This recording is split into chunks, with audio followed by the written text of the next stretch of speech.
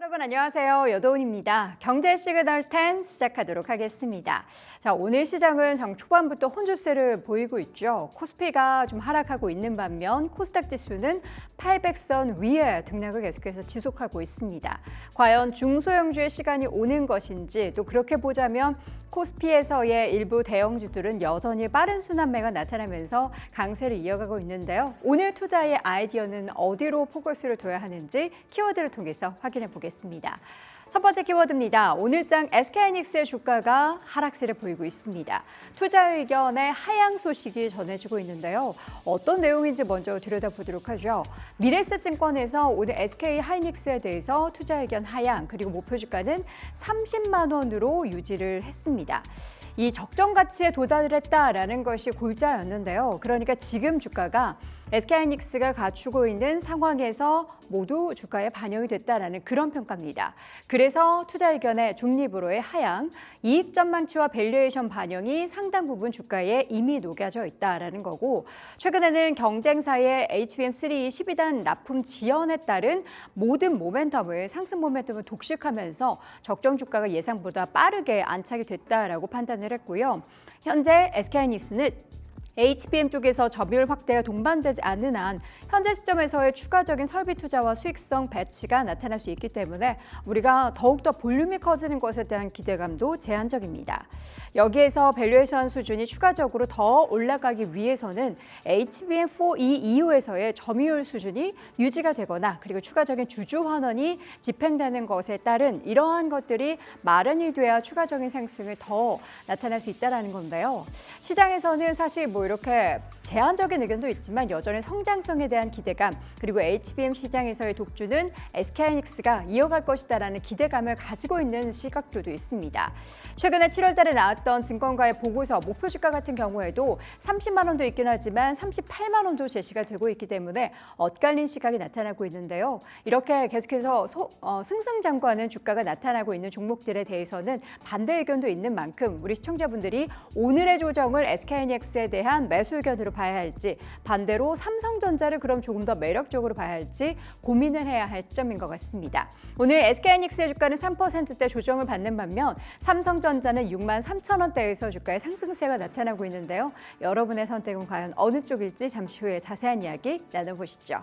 자, 두 번째 키워드 보겠습니다. 자, 드디어 코스닥이 움직입니다. 물론 엄청난 상승세를 보인다라기보다는 그 안에서 코스닥을 움직이는 가장 큰 섹터라고 볼 수 있는 게 제약바이오 쪽인데요. 그래서 제약바이오주가 움직이는 것에 있어서의 기대감을 조금 가져볼 필요가 있지 않을까라는 생각을 들게 합니다.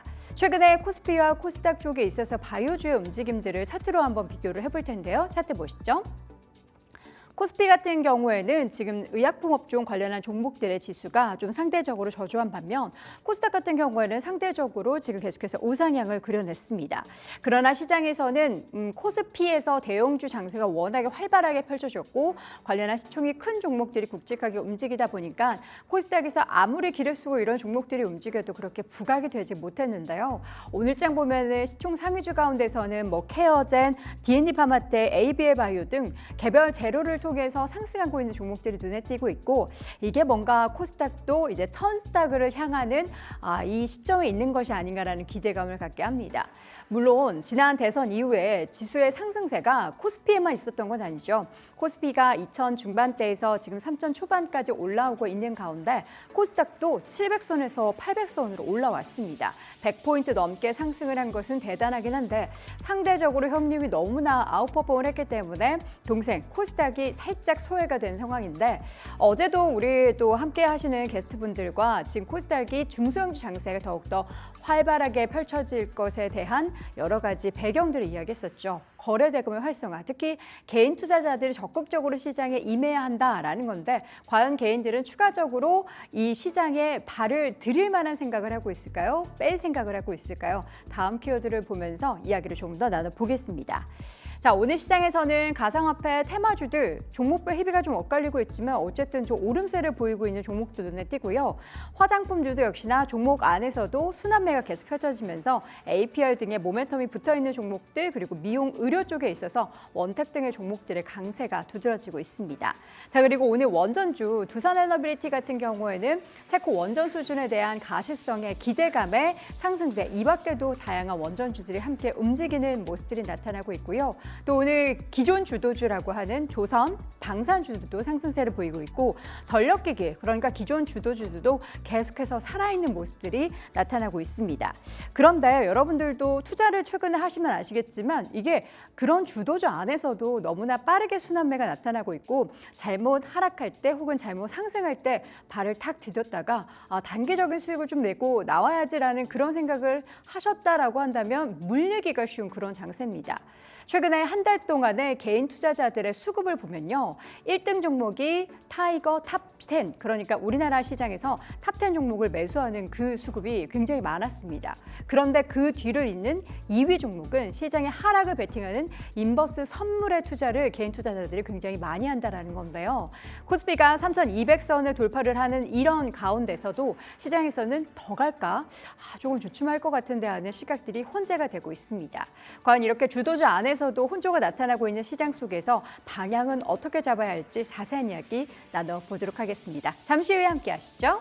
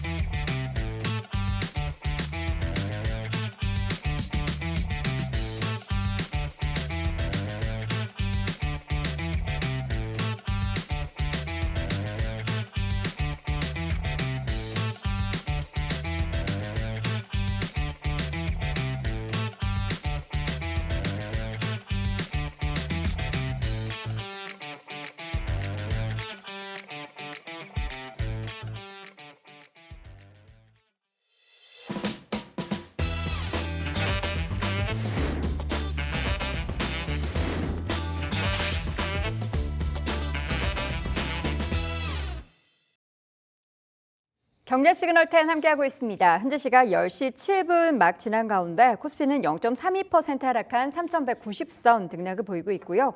코스닥 지수는 0.37% 상승세 보이면서 802포인트 선 등락을 보이고 있습니다.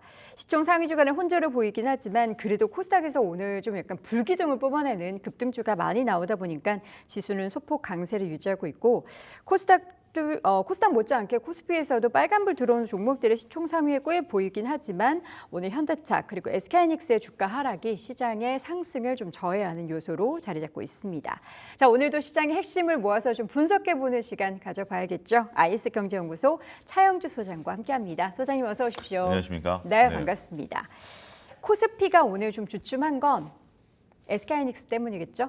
예, 아무래도 SK하이닉스 영향이 좀 받는 것 같아요. 네, 삼성전자가 그렇다고 해서 쭉쭉 뻗어가는 것도 아닌 상태고. 오르긴 하지만. 예, 오르긴 하지만 그리고 이제 또 시총 2위인 2차전지라든지 이런 것들이 전반적으로 오늘은 조금 이제 쉬어가는 느낌인 것 같아요. 그렇다고 해서 조정이 깊어진다라기보다는 이제 상승 어제 3,200을 의미 있게 찍었기 때문에 이제 다시 조정이 온다라든지 그런 느낌보다는 전반적으로 좀 쉬었다 가자라는 느낌들이 있는 것 같고 특히 SK하이닉스 입장에서 본다라면 30만 원을 이제 돌파하는 안착하는 그런 시도가 상당 부분 이번 주 나타날 가능성이 높지 않겠습니까? 삼성전자도 우리가 생각을 해보면 지금은 이제 6만 원을 깨고 내려갈 가능성이 그렇게 높아 보이지는 않습니다만 불과 얼마 전까지만 하더라도 6만 원을 안착하는데 얼마나 오랜 시간이 걸렸습니까?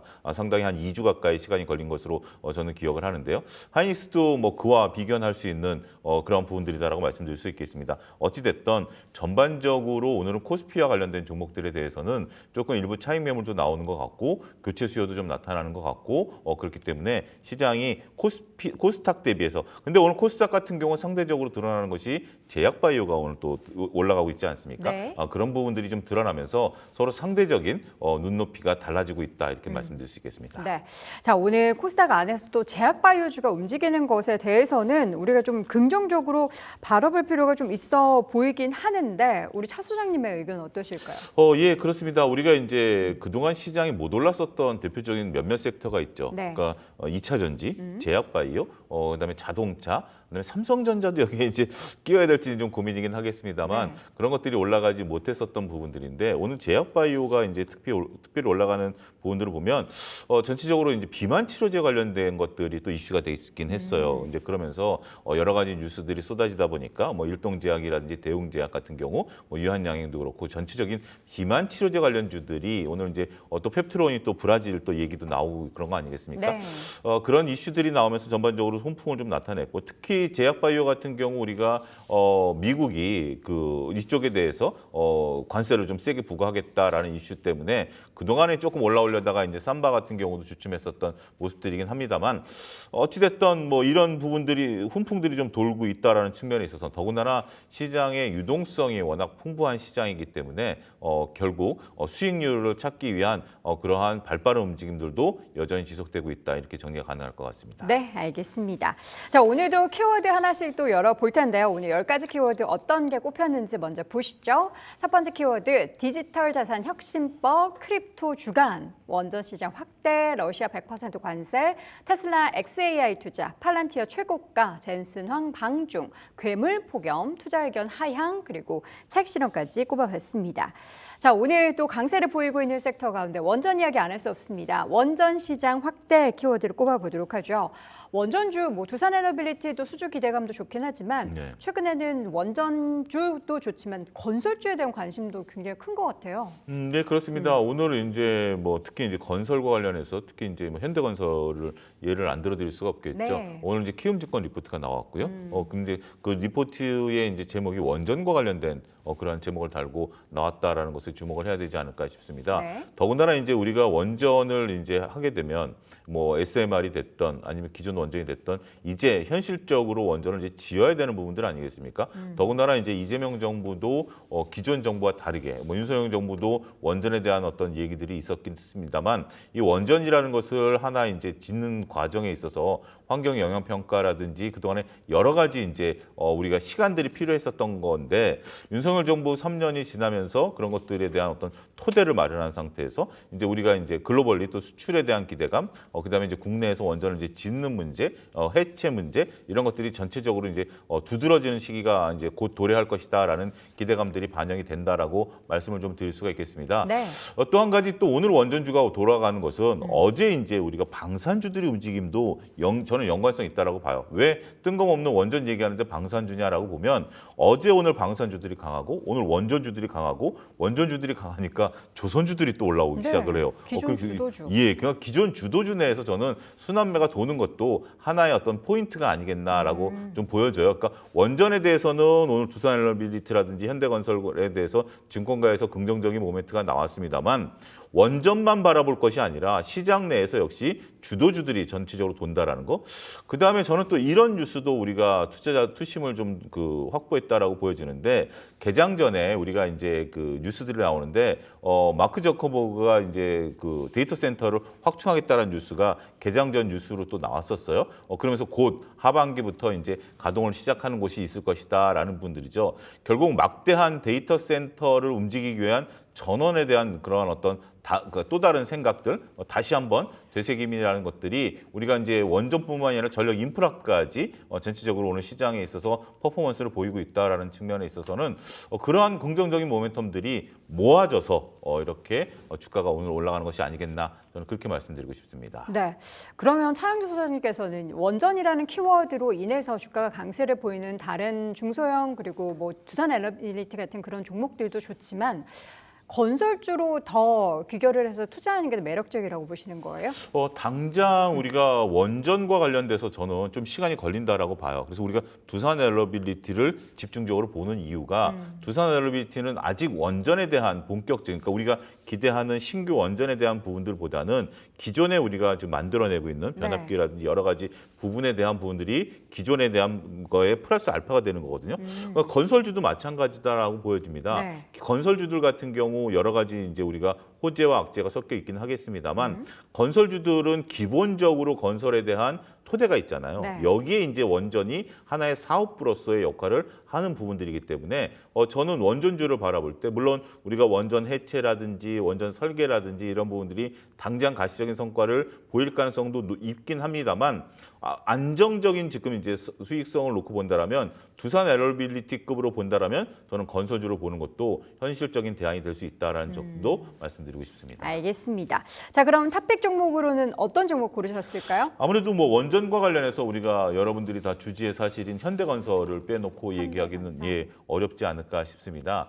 현대건설 같은 경우 우리가 과거에 이제 원전을 지었던 경험이 가장 크기 때문에 원전이라는 것이 좀 의외의 그런 부분들이다라고 저는 설명을 드리고 싶은 것이 레퍼런스가 상당히 중요하다라는 부분들이죠. 뭐 누구든지 저 시장의 설계도를 가지고 뛰어들 수도 있긴 하겠습니다만 뭐 입장을 바꿔서 시청자 여러분들을 생각을 해보죠. 시청자 여러분들께서 원전을 발주를 주는 담당자 입장에서 본다라면 기존에 레퍼런스가 있는 곳과 레퍼런스가 없는 곳에 대해서 아무래도 기왕이면 하던 측에 이제 주는 것이 현실적인 이제 부분들이 될 수밖에 없다라는 거죠. 이게 가산 점수가 있을 것으로 저는 미루어 짐작을 합니다. 이건 제가 확인한 부분은 아니기 때문에 미루어 짐작하는 부분들인데 당연히 경험이라는 그 노하우를 우리가 어쩔 수 없다라는 측면에 있어서는 또 이 부분을 또 키움증권에서는 오늘 리포트를 통해서 발간을 했다라는 측면.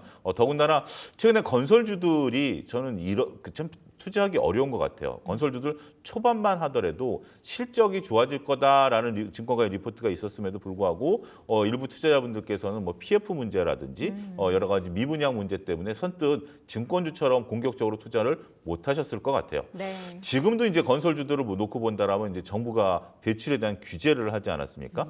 대출 규제를 했기 때문에 이것은 뭐 우리가 재개발 재건축에도 다 공이 적용이 되는 거죠. 그러니까 재개발 재건축을 한다라면 우리가 이제 건설사에서 자금을 이제 지원을 하는 건데 그러면서 이제 대출을 연계하는 거죠. 그러면 예를 들어서 10억이라는 분담금을 내야 되는 입장에서 보면 과거에는 10억까지 대출이 가능했었던 부분들이 있습니다만 이제 6억까지밖에 대출이 안 되고 4억을 건설사에서 지원을 해야 되거든요. 그렇기 때문에 건설사 입장에서 본다라면 재개발 재건축을 하기 위한 자금 부담이 늘어난다라는 거죠. 중간에 PF를 일으켜야 되는 물량도 늘어나게 되고 여기에 대한 이자 부담도 늘어나는 것도 사실입니다. 그래서 일부에서는 오히려 이러한 정책이 건설사로 하여금 재개발 재건축을 좀 더디게 할 수밖에 없고 그러면 공급을 줄이는 효과니까 오히려 공급이 줄어들므로써 주택 가격이 올라가는 거 아니야? 뭐 이런 어떤 반론도 현재로서는 제기돼 있는 상황이거든요. 하지만 아직까지 이것이 이제 시장에 있어서 재개발 재건축을 제어한다라고 보기에는 어려울 것 같아요. 그렇기 때문에 이 부분은 우리가 심적인 부분들이다라고 보고 아직까지는 우리가 건설사들이 이제 분기 실적이 이제 실적이 나올 것이고요. 분기 실적이 나올 것이고 여기에 이제 원전에 대한 기대감을 본다라면 현대건설은 여전히 탑픽으로 우리가 봐도 무방하지 않을까 말씀드릴 수 있겠습니다. 알겠습니다. 현대건설 사실 최근에 주가가 고점에서 살짝 밀리는 모습들이 보이면서 이번 달 들어서는 횡보를 보이고 있습니다. 7만 원대 초반에 등락을 보이는데 현대건설이 8만 원을 넘어섰던 게 바로 지난달이거든요. 그렇죠. 다시 한번 이번 달에 8만 원을 좀 볼만한 모멘텀이 있을까요? 건설사들이 일단 그동안 조정을 받았었던 이유 중에 하나가 바로 이제 그 부분, 그러니까 앞서 언급드렸던 대출 규제 부분들이 저는 있다라고 보거든요. 하지만 이제 어닝 시즌에 이제 도래하지 않습니까? 어닝 시즌 더군다나 우리가 만약에 그 부분이 악재였다라면 지금 8만 원에서 7만 원으로 밀릴 것이 아니라 오히려 현대건설 같은 경우 그보다 더 아랫단으로 밀렸어야 되겠죠. 수익을 그 조선주가 확 꺾이듯이 그 정도 수익을 이제 내줬어야 되는데 그렇지 않다라고 본다라는 것은 저는 뭐 열린 그 가능성, 그 직전 고점을 돌파할 가능성도 현재로서는 열어둬야 되지 않을까 말씀드릴 수 있겠습니다. 알겠습니다. 탑픽 현대건설 다시 한번 확인해 봤습니다. 자, 이어서 두 번째 키워드 체크해 보도록 하죠. 오늘 증권가에서 주가가 많이 오르다 보니까 특정 종목 혹은 섹터에 대한 투자 의견 하향이 좀 많이 나왔습니다. 투자 의견 하향에 여파를 받은 SK하이닉스도 그렇고요. 증권업종에 대해서도 투자 의견 하향이 나왔더라고요. 증권사에서 증권업종에 대한 투자 의견 하향이라.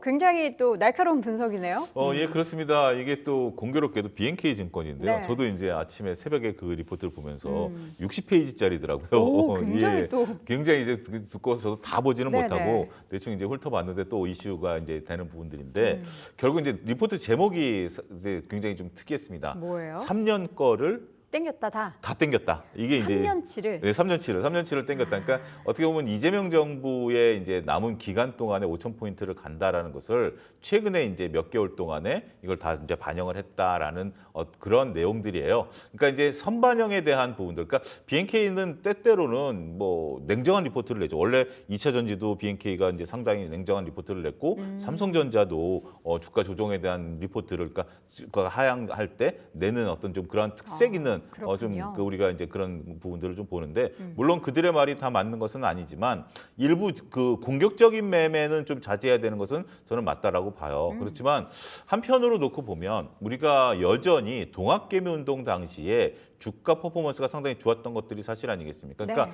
이게 보는 관점에 따라서 조금 저는 차이가 있을 수 있다라는 것으로 해석을 합니다. 뭐냐면 우리가 5천 포인트 시대를 간다라는 측면에 있어서 주가가 선반영됐느냐 아니면 투자자분들이 현재 지금 고객예탁금을 65조 이상 유지하면서 과거 동학개미운동 때처럼 유동성 장세에 따라서 증권사들의 수익성이 개선되느냐라는 시점으로 보느냐라는 시각이 미묘하게 다를 수밖에 없다라는 거죠. 전자는 그러니까 이제 5천 포인트까지 간다라는 것은 5천 포인트를 가는 과정에 있어서 증권주가 수익이 좋아질 거 아니야? 라는 어떤 기대감이고요. 후자 같은 경우는 실질적으로 유동성 장세에서 지금 오늘 같은 경우도 순환매가 돌면서 매매가 이루어지는 부분에 있어서 실질적으로 수익이 진짜 좋아진다라는 부분들이거든요. 저는 오히려 후자 쪽에 관심을 좀 두기 때문에 아직까지 이제 증권주가 밀려야 되는 부분들에 대해서는 저는 조금 우리가 고민해봐야 되는 부분들이 아니겠는가. 그렇지만 반면에 구분은 분명히 해야 될 것은 존재합니다. 대형 증권사와 자사주를 많이 갖고 있는 증권주들에 대한 시각차는 분명 존재할 수밖에 없다라는 거죠. 무슨 얘기냐면 그러니까 올 초반에는 대형 증권사 위주로 증권사들이 올라갔죠. 키움, 미래에셋증권 이런 것들 중심으로 KB증권 이런 것들이 이제 KB금융 뭐 이런 것들이 이제 전반적으로 증권주들이 올라왔다라면 최근에는 우리가 이제 부국증권, 신영증권, 유한타증권 같이 자사주 비중이 높았었던 증권주들의 퍼포먼스가 좋았던 것들이 사실이죠. 근데 자사주 부분에 대한 부분들은 결국 밸류업 프롬에 대한 부분들 자사주를 소각하지 않을까라는 어떤 기대감인지 이것은 실적과 무관한 부분들이다라고 말씀을 좀 드릴 수가 있겠습니다. 따라서 저는 증권주를 바라볼 때는 여전히 대형 증권사 위주로 여전히 더군다나 그 중에서도 우리가 그 개인들의 비중이 좀 높은 증권사들 이런 쪽들에 대해서는 기대감을 여전히 가져도 되지 않을까. 더군다나 우리나라 증권업종이 과거와 다른 면이 종합증권사로 발돋움하면서 수익원이 정말로 다변화됐거든요. 네. 뭐 우리가 연금이라든지 아니면 뭐 다양한 금융상품에 대한 부분들이라든지 이런 부분을 놓고 보면 그런 것들을 영위할 수 있는 종합증권사에 대한 긍정적인 시각은 여전히 유효할 수 있다. 저는 그렇게 정리를 하겠습니다. 그동안에는 사실 중소형 증권사들의 단기적인 랠리가 굉장히 가파르게 나타났잖아요. 예. 자사주 비중이 높거나 혹은 이제 PBR이 굉장히 낮거나 하는 종목들이 올랐는데 결국에 그런 정책적인 기대감보다는 펀더멘털에 집중한다면 본업을 잘하는 기업을 선택을 해야 된다라는 그렇습니다. 그런 관점이시군요. 예. 왜냐하면 우리가 이제 뭐 실질적으로 저희가 단기간에 어떤 그런 기대감이 있을 수 있긴 하겠습니다만 결국 기업의 존재 목적으로 다시 우리가 돌아와 본다라면 네. 중요한 것은 결국 그거겠죠. 매출이 늘어나고 영업이익이 늘어나는 부분들인데 그런 부분들은 이제 대형 증권사들이 이제 그런 부분에 있어서 강자일 수밖에 없는 거 아니겠습니까? 미래에셋증권 같은 경우는 뭐 종합적인 부분에 있어서의 강자고요. 네. 한국금융지주 같은 경우 지금 현재 놓고 보면 연금이라든지 이런 자산 수익이 미래 다음으로 늘어났거든요. 삼성보다 더 늘었고 키움 같은 경우는 여전히 개인 투자 비중이 높은 그런 부분들이 있는 거고 그렇죠. 중소형 증권사들도 물론 수익성 개선에 대한 부분들은 있긴 하겠습니다만 올랐었던 이유의 그 대부분이 말씀하신 것처럼 자사주 소각이라든지 네. 밸류업이라든지 이런 부분들이 올랐기 때문에 조금 같아 보이지만 차별 그리고 뒤늦게 올랐으니까 결국 앞선 선두주자를 따라갈 거 아니야?라는 부분들과는 조금 결이 다르다 이렇게 정리를 할 수밖에 없을 것 같습니다. 탑픽으로는 그럼 저는 키움증권을 좀 보고 있습니다. 네. 왜냐하면 우리가 이제 동학개미운동 당시에 어떤 비교원을 보면 그때가 지금 정도 지수까지 올라가지 않았습니까? 네. 그때 당시에 이제 미래에셋증권 같은 경우는 전체적으로 봤을 때 대략 한 2배 정도 올랐고 키움증권 한 3배 정도 올랐었어요. 그런 어떤 과거에 대한 어떤 부분들인데 지금은 미래에셋이 더 올라 있는 상태죠. 네. 그렇기 때문에 키움증권 더군다나 이제 키움증권이 그때 이후에 이제 종합증권사로 발돋움하려고 지금 이제 허가를 이제 득하려고 하는 부분들이 있기 때문에 저는 여전히 키움증권 더군다나 최근에 이제 신용잔고가 급격히 늘어나고 있죠. 그러면 키움증권의 이자 수입이 상당히 늘어나는 부분들이 존재합니다. 키움증권 같은 경우는 그 동학개미운동 때 수수료 수입보다 이자 수입이 더 높았던 증권사거든요. 굉장히 이례적인 부분들이죠. 여기서 수수료라고 한다라면 우리가 매매하는 매매 수수료뿐만이 아니라 각종 이제 행위, 뭐 PF라든지 아니면 뭐 여러 가지 우리가 뭐 상품을 발매한다라든지 IPO를 한다라든지 이런 것 다 수수료 수입이거든요. 근데 그거보다 오히려 신용잔고에 따른 이자 수입이 더 많았었던 증권사예요. 그렇기 때문에 그런 부분들을 놓고 보면 키움증권에 대한 퍼포먼스가 훨씬 더 좋을 수 있을 가능성이 높다. 저는 그렇게 보고 있다라고 말씀드릴 수 있겠습니다. 네, 이렇게 해서 탑픽 종목은 키움증권을 꼽아주셨습니다. 자, 이어서 마지막 키워드 보도록 하죠. 디지털 자산 혁신법 연기가 됐습니다. 예, 일단 7월 달에 이것을 좀 할 것으로 봤는데 이제 9월 정기국회로 현재 좀 넘어간 상태예요. 네. 디지털 자산 혁신법에 대해서는 지금 3년째 얘기가 좀 나오고 있는 상태고 지금 이제 시청자분들께서 쉽게 이해하실 때는 이제 스테이블 코인과 관련된 부분들 미국에서는 이 부분이 지금 이제 법제화되고 있는 상태인데 우리나라도 이제 그거에 따라서 법제화가 이루어져야 되는 게 아니겠나라는 부분들이죠. 결국 미국은 달러 자산을 기반으로 한 스테이블 코인, 우리는 원화 자산을 기반으로 한 스테이블 코인이 이제 만들어지게 된다라면 여러 가지 이제 편리성이라는 부분들이 생기겠죠.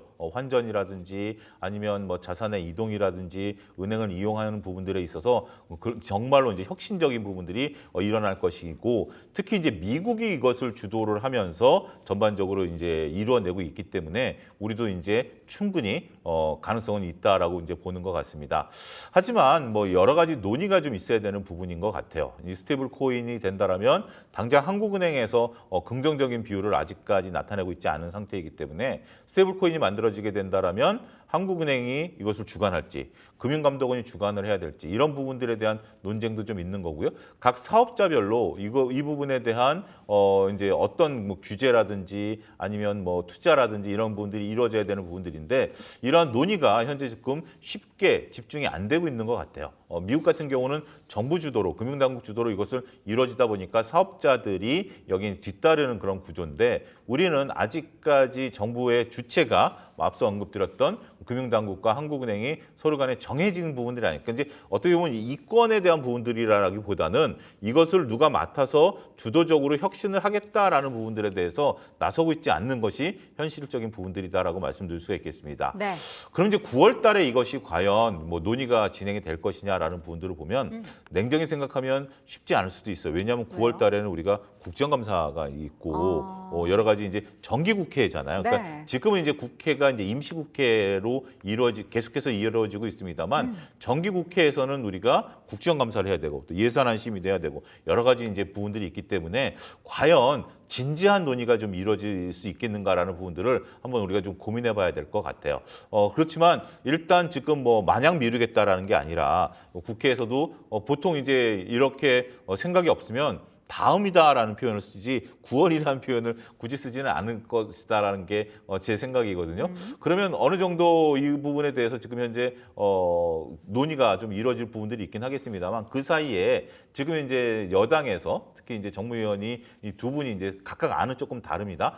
이 안만 그 전에 어떤 정도 서로 간에 조금 물밑 타협이 그러니까 어느 정도 방안이 결정이 된다라면 의외로 빨리 이것도 진행될 가능성도 있어요. 왜냐하면 9월 정도면 이재명 정부의 내각이 완전히 이제 구성이 된 상태이기 때문에 동력을 이제 지금 추진력을 가질 가능성도 있기 때문에 일단 지금 많은 분들이 이제 실망 메모를 좀 던지고 있죠. 그러게요. 실망한 부분들이 좀 있는 상태이고 네. 여기에 대해서 이제 설왕설래 이제 끝난 거 아니냐? 정말 한국은행이 반대를 하고 있는데 넘어설 가능성이 있겠는가라는 부분들이 존재하는 건 사실입니다만 아직까지 끝날 때까지 끝난 것은 아니다.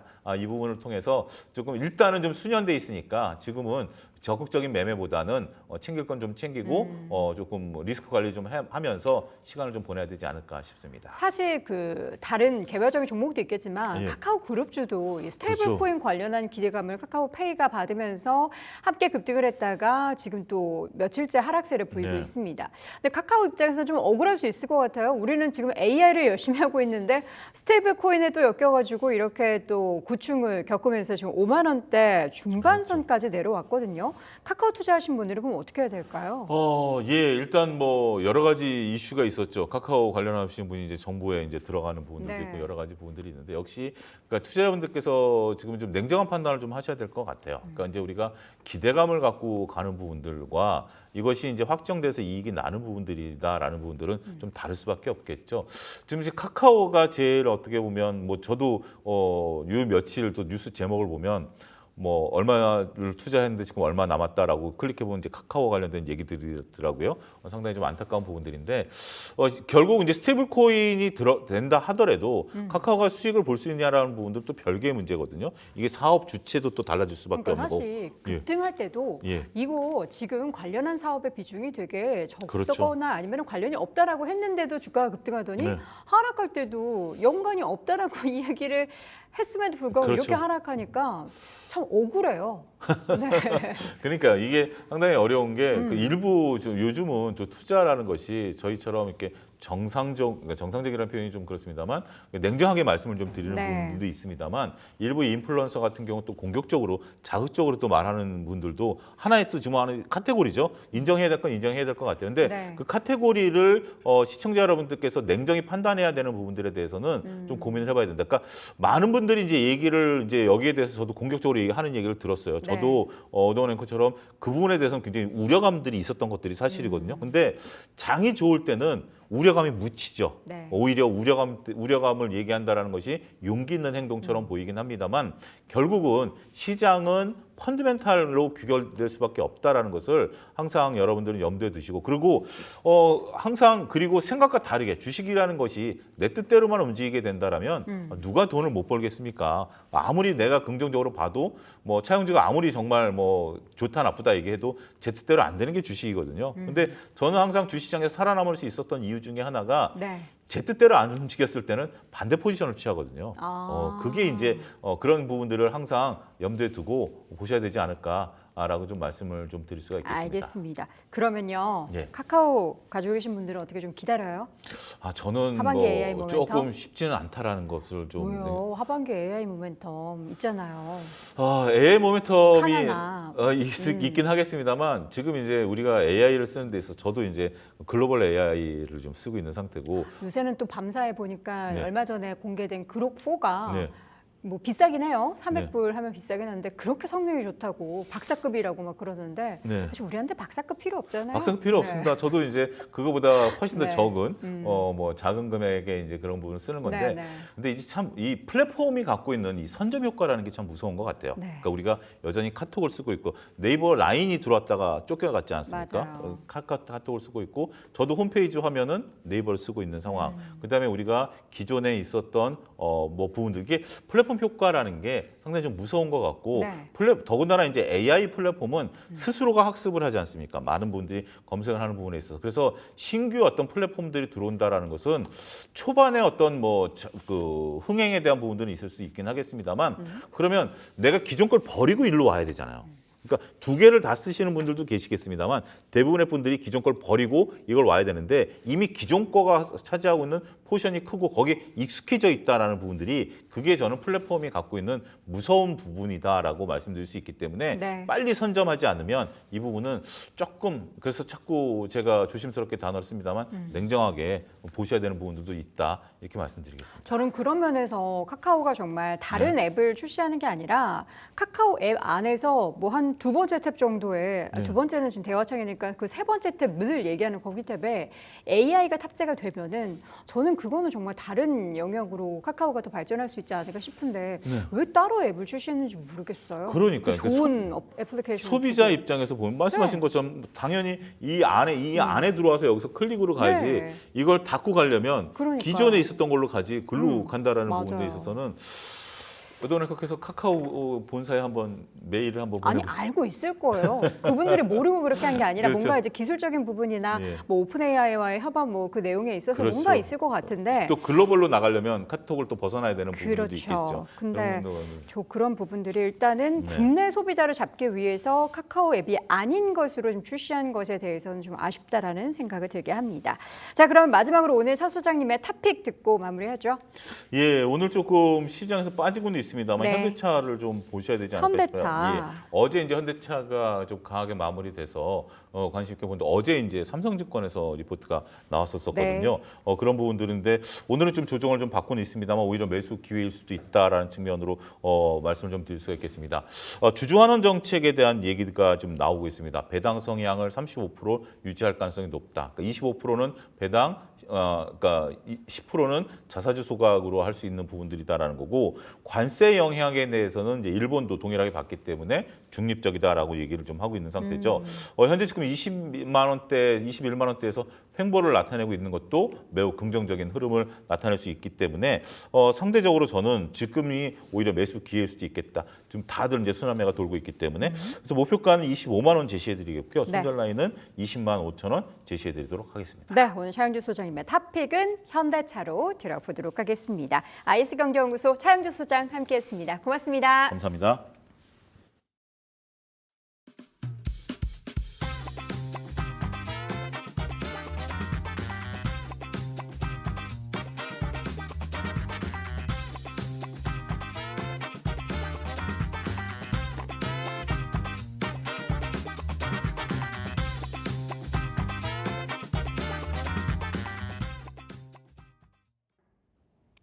머니체크 시간입니다. 오전 시장 정리해보고요. 오후장 전략까지 세워보시죠. 화요일 이 시간에는 딜사이트 S의 유경훈 전문가님과 함께합니다. 전문가님 안녕하세요. 네, 반갑습니다. 유경훈입니다. 네, 전문가님 반갑습니다.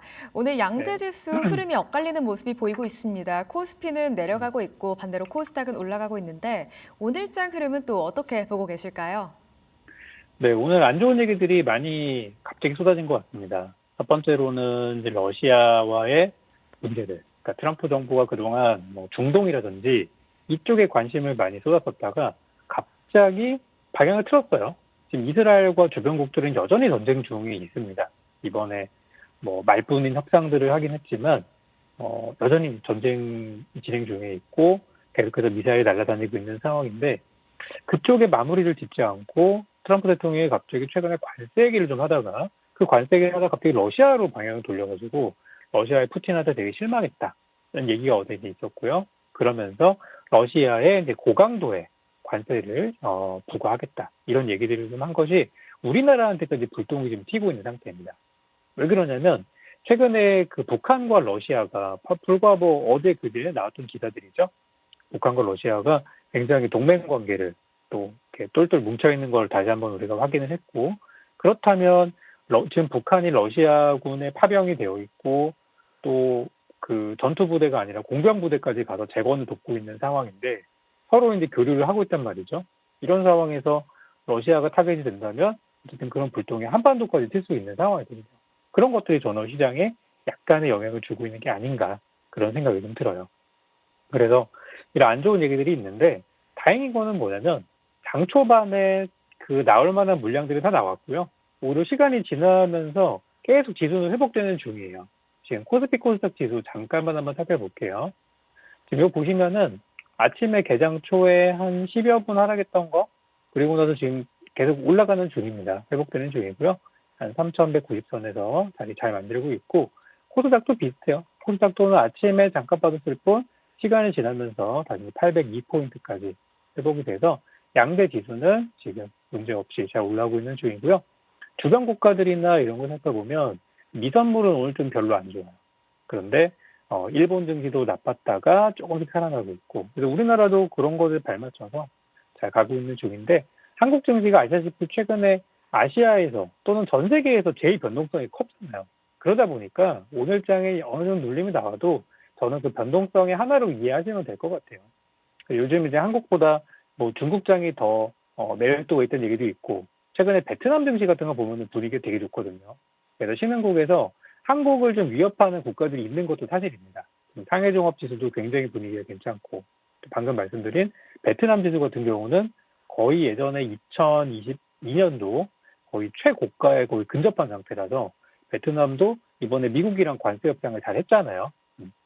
수치에 대한 이견은 좀 있지만, 그래서 그런 이유로 잘 가고 있어서 우리나라가 다른 나라들이 못 갈 때 한국이 좀 치고 올라갔고, 지금 한국이 약간 무거워지면서 주변 국가들이 따라가고 있는 상태라서 한국은 저는 조정이 한 번은 올 때가 된 거라고 그렇게 생각이 들고, 오늘 조정 받는 거에 대해서는 그냥 단기 눌림목 정도로만 이해하시면 될 것 같다고 말씀을 드리고 싶어요.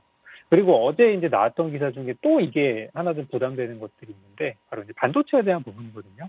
요거는 간단히 말씀드리면, 반도체, 우리나라는 지금 HBM 반도체가 한국의 거의 동아줄처럼 그렇게 많이 여겨지고 있어요.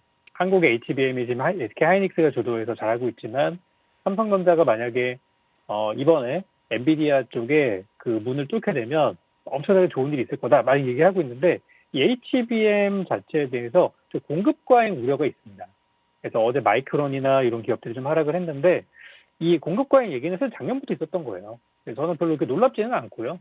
오히려 그런 부분 때문에 반도체 주가가 빠진다면 저는 저점 매수 기회라고 생각을 하고, 당장 이제 내일부터죠. 내일은 ASML 실적 나오고요.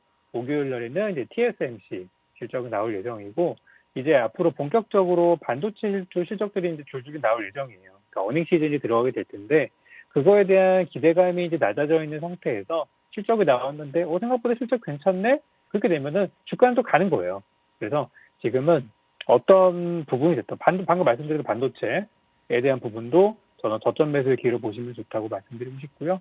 또 전쟁에 대한 우려들이 좀 있을 수 있는데, 그 부분에 있어서는 오늘 방산주가 그 반응을 하고 있잖아요. 어제 미국에서도 팔란티어 같은 기업들이 이미 시세가 나왔고, 우리나라에서도 뭐 한화 에어로스페이스라든지 풍산이라든지 반도체 분위기가 되게 괜찮거든요. 그래서 방산에 대한 분위기는 계속해서 저는 좋은 뷰를 갖고 있다고 말씀드리겠고요. 잠시 후 제가 추천주를 통해서 방산이라든지 현재 시장에 여러분들이 투자해볼 만한 종목들에 대해서 정리 좀 드릴 테니, 오늘 시장 눌림목 조정에 대해서는 너무 큰 우려하실 만한 부분은 아니다라고 이렇게 정리를 드리도록 하겠습니다. 네, 미국 트럼프 대통령이 이제는 러시아를 향해서 관세 협상이라는 카드를 또 꺼내 들었습니다.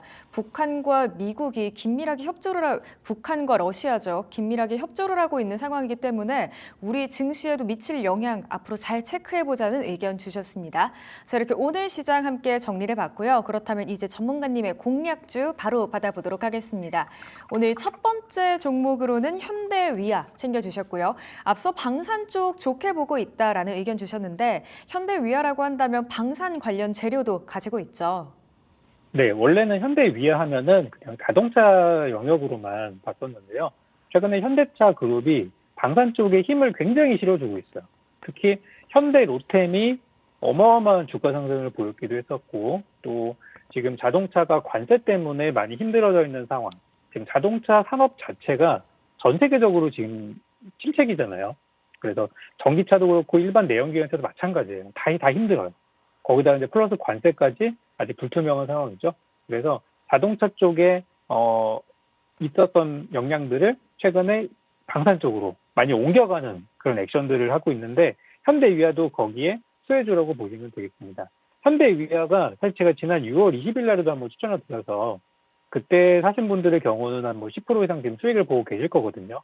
그래서 중간 점검차 신규 매수도 가능하다는 부분으로 오늘 이제 가져오게 됐는데, 최근에 현대위아가 그 공작기계 사업부, 공작기계 사업부를 스맥에 매각을 했습니다. 어제 오늘 공시 되게 시끄럽게 막 나왔죠.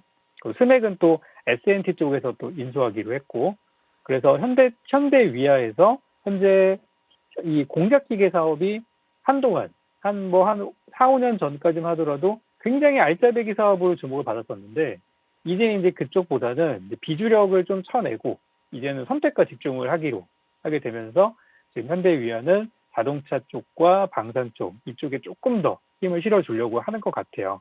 그래서 이제 이 부분에 대해서 그러면은 일부 사업부를 매각해서 떼어내면은 좋은 거 아니냐 생각할 수도 있는데, 왜 이게 떼어내다 보면 뭐 어쨌든 현대그룹에서 다른 데로 가는 거니까. 옛날에 삼성에서 그 넘어갈 때는 다 그랬어요. 넘어가게 되면은 이제 직원들 구조조정도 있을 수 있고요. 또 이제 위로금 같은 것도 줘야 되고 하다 보니까 일시적인 비용이 있을 수 있다고는 합니다. 그래서 그게 이번에 공작기계 사업부 매각하면서 약간 부담이 되는 부분인데, 빠르면은 2분기 재무제표에 반영이 될 수도 있고, 늦으면 3분기 재무제표에 반영될 수도 있어서 요게 한 가지 약간의 악재까지는 아니지만 약간 주가를 좀 더디게 하는 재료가 될 수 있어요. 뭐 그거 하나를 제외하고서는 현대위아는 지금 현대차 그룹에서 완전한 저평가주라고 말씀을 드리고 싶습니다. 최근에 자동차 사업부만 보더라도 현대차 주가가 뭐 오늘은 좀 밀리고 있지만 괜찮거든요. 기아 같은 경우도 오늘 나쁘지 않아요. 전체적으로 잘 가고 있는데, 현대차랑 기아는 완전히 이제 자동차 쪽에 그 포커싱이 돼 있는 기업이지만은 현대위아는 또 방산이라는 재료도 있기 때문에 현대기아차보다는 조금 더 저는 탄력이 있어야 된다고, 그게 당연하다고 생각을 합니다. 그래서 이제 최근에 나왔던 뉴스가 이제 K9 자주포, 그리고 K2 전차의 이제 무장 조립체를 현대위아가 생산을 해서 로템 쪽으로 넘어가서 로템이 이제 그걸 가지고 유럽이라든지 이제 수출을 막 하고 있는 거죠. 그래서 그런 부분 때문에 현대위아를 저도 이제 보고 있고요. 또 최근에는 그 한국의 그 주요 방산주의 돈줄이 되고 있는 K 디펜스, 미국이 상장이 되어 있는 그 ETF에서 현대위아를 또 매수를 하고 있더라고요. 그래서 현대위아도 이제는 저평가 방산주를 보시는 게 맞다고 생각하고요. 지금 말씀드렸던 현대 로템의 주가를 보시면 지금 22만 원 갔다가 20만 원 밑으로 깨지면서 약간 좀 그 고점 분위기가 나오고 있어요. 그러니까 현대로템은 솔직히 여기서 더 올라가기 쉽지는 않을 거예요. 이 종목이 올라가기 위해서는 현재 지금 매물대인 한 19만 원 후반대, 20만 원대를 강하게 돌파해줘야 돼요. 강한 돌파가 나와야 되거든요. 이날 지난 7월 초에 거래량이 지금 500만 주 이상 나왔던 요 날을 넘어가려면은 쉽지 않아요. 그리고 또 다른 한국의 방산 대표주가 한화 에어로스페이스죠. 오늘 올라오곤 있어요. 오늘 반등하는 거는 좋은데, 솔직히 저는 지난번에 80만 원 깨지면서 한화 에어로스페이스는 이제 좀 쉬었다 보자. 저는 그런 의견이에요. 제가 한화 에어로스페이스 작년 12월 달에 추천해서 그때 뭐 20만 원대에 있던 종목 추천해서 끌고 왔었는데, 솔직히 100만 원 넘어가는 것도 한번 보고 싶거든요. 근데 지난번 80만 원 깨지면서 이제는 한화 에어로스페이스도 안 되겠다. 저는 그런 이제 판정을 내렸어요.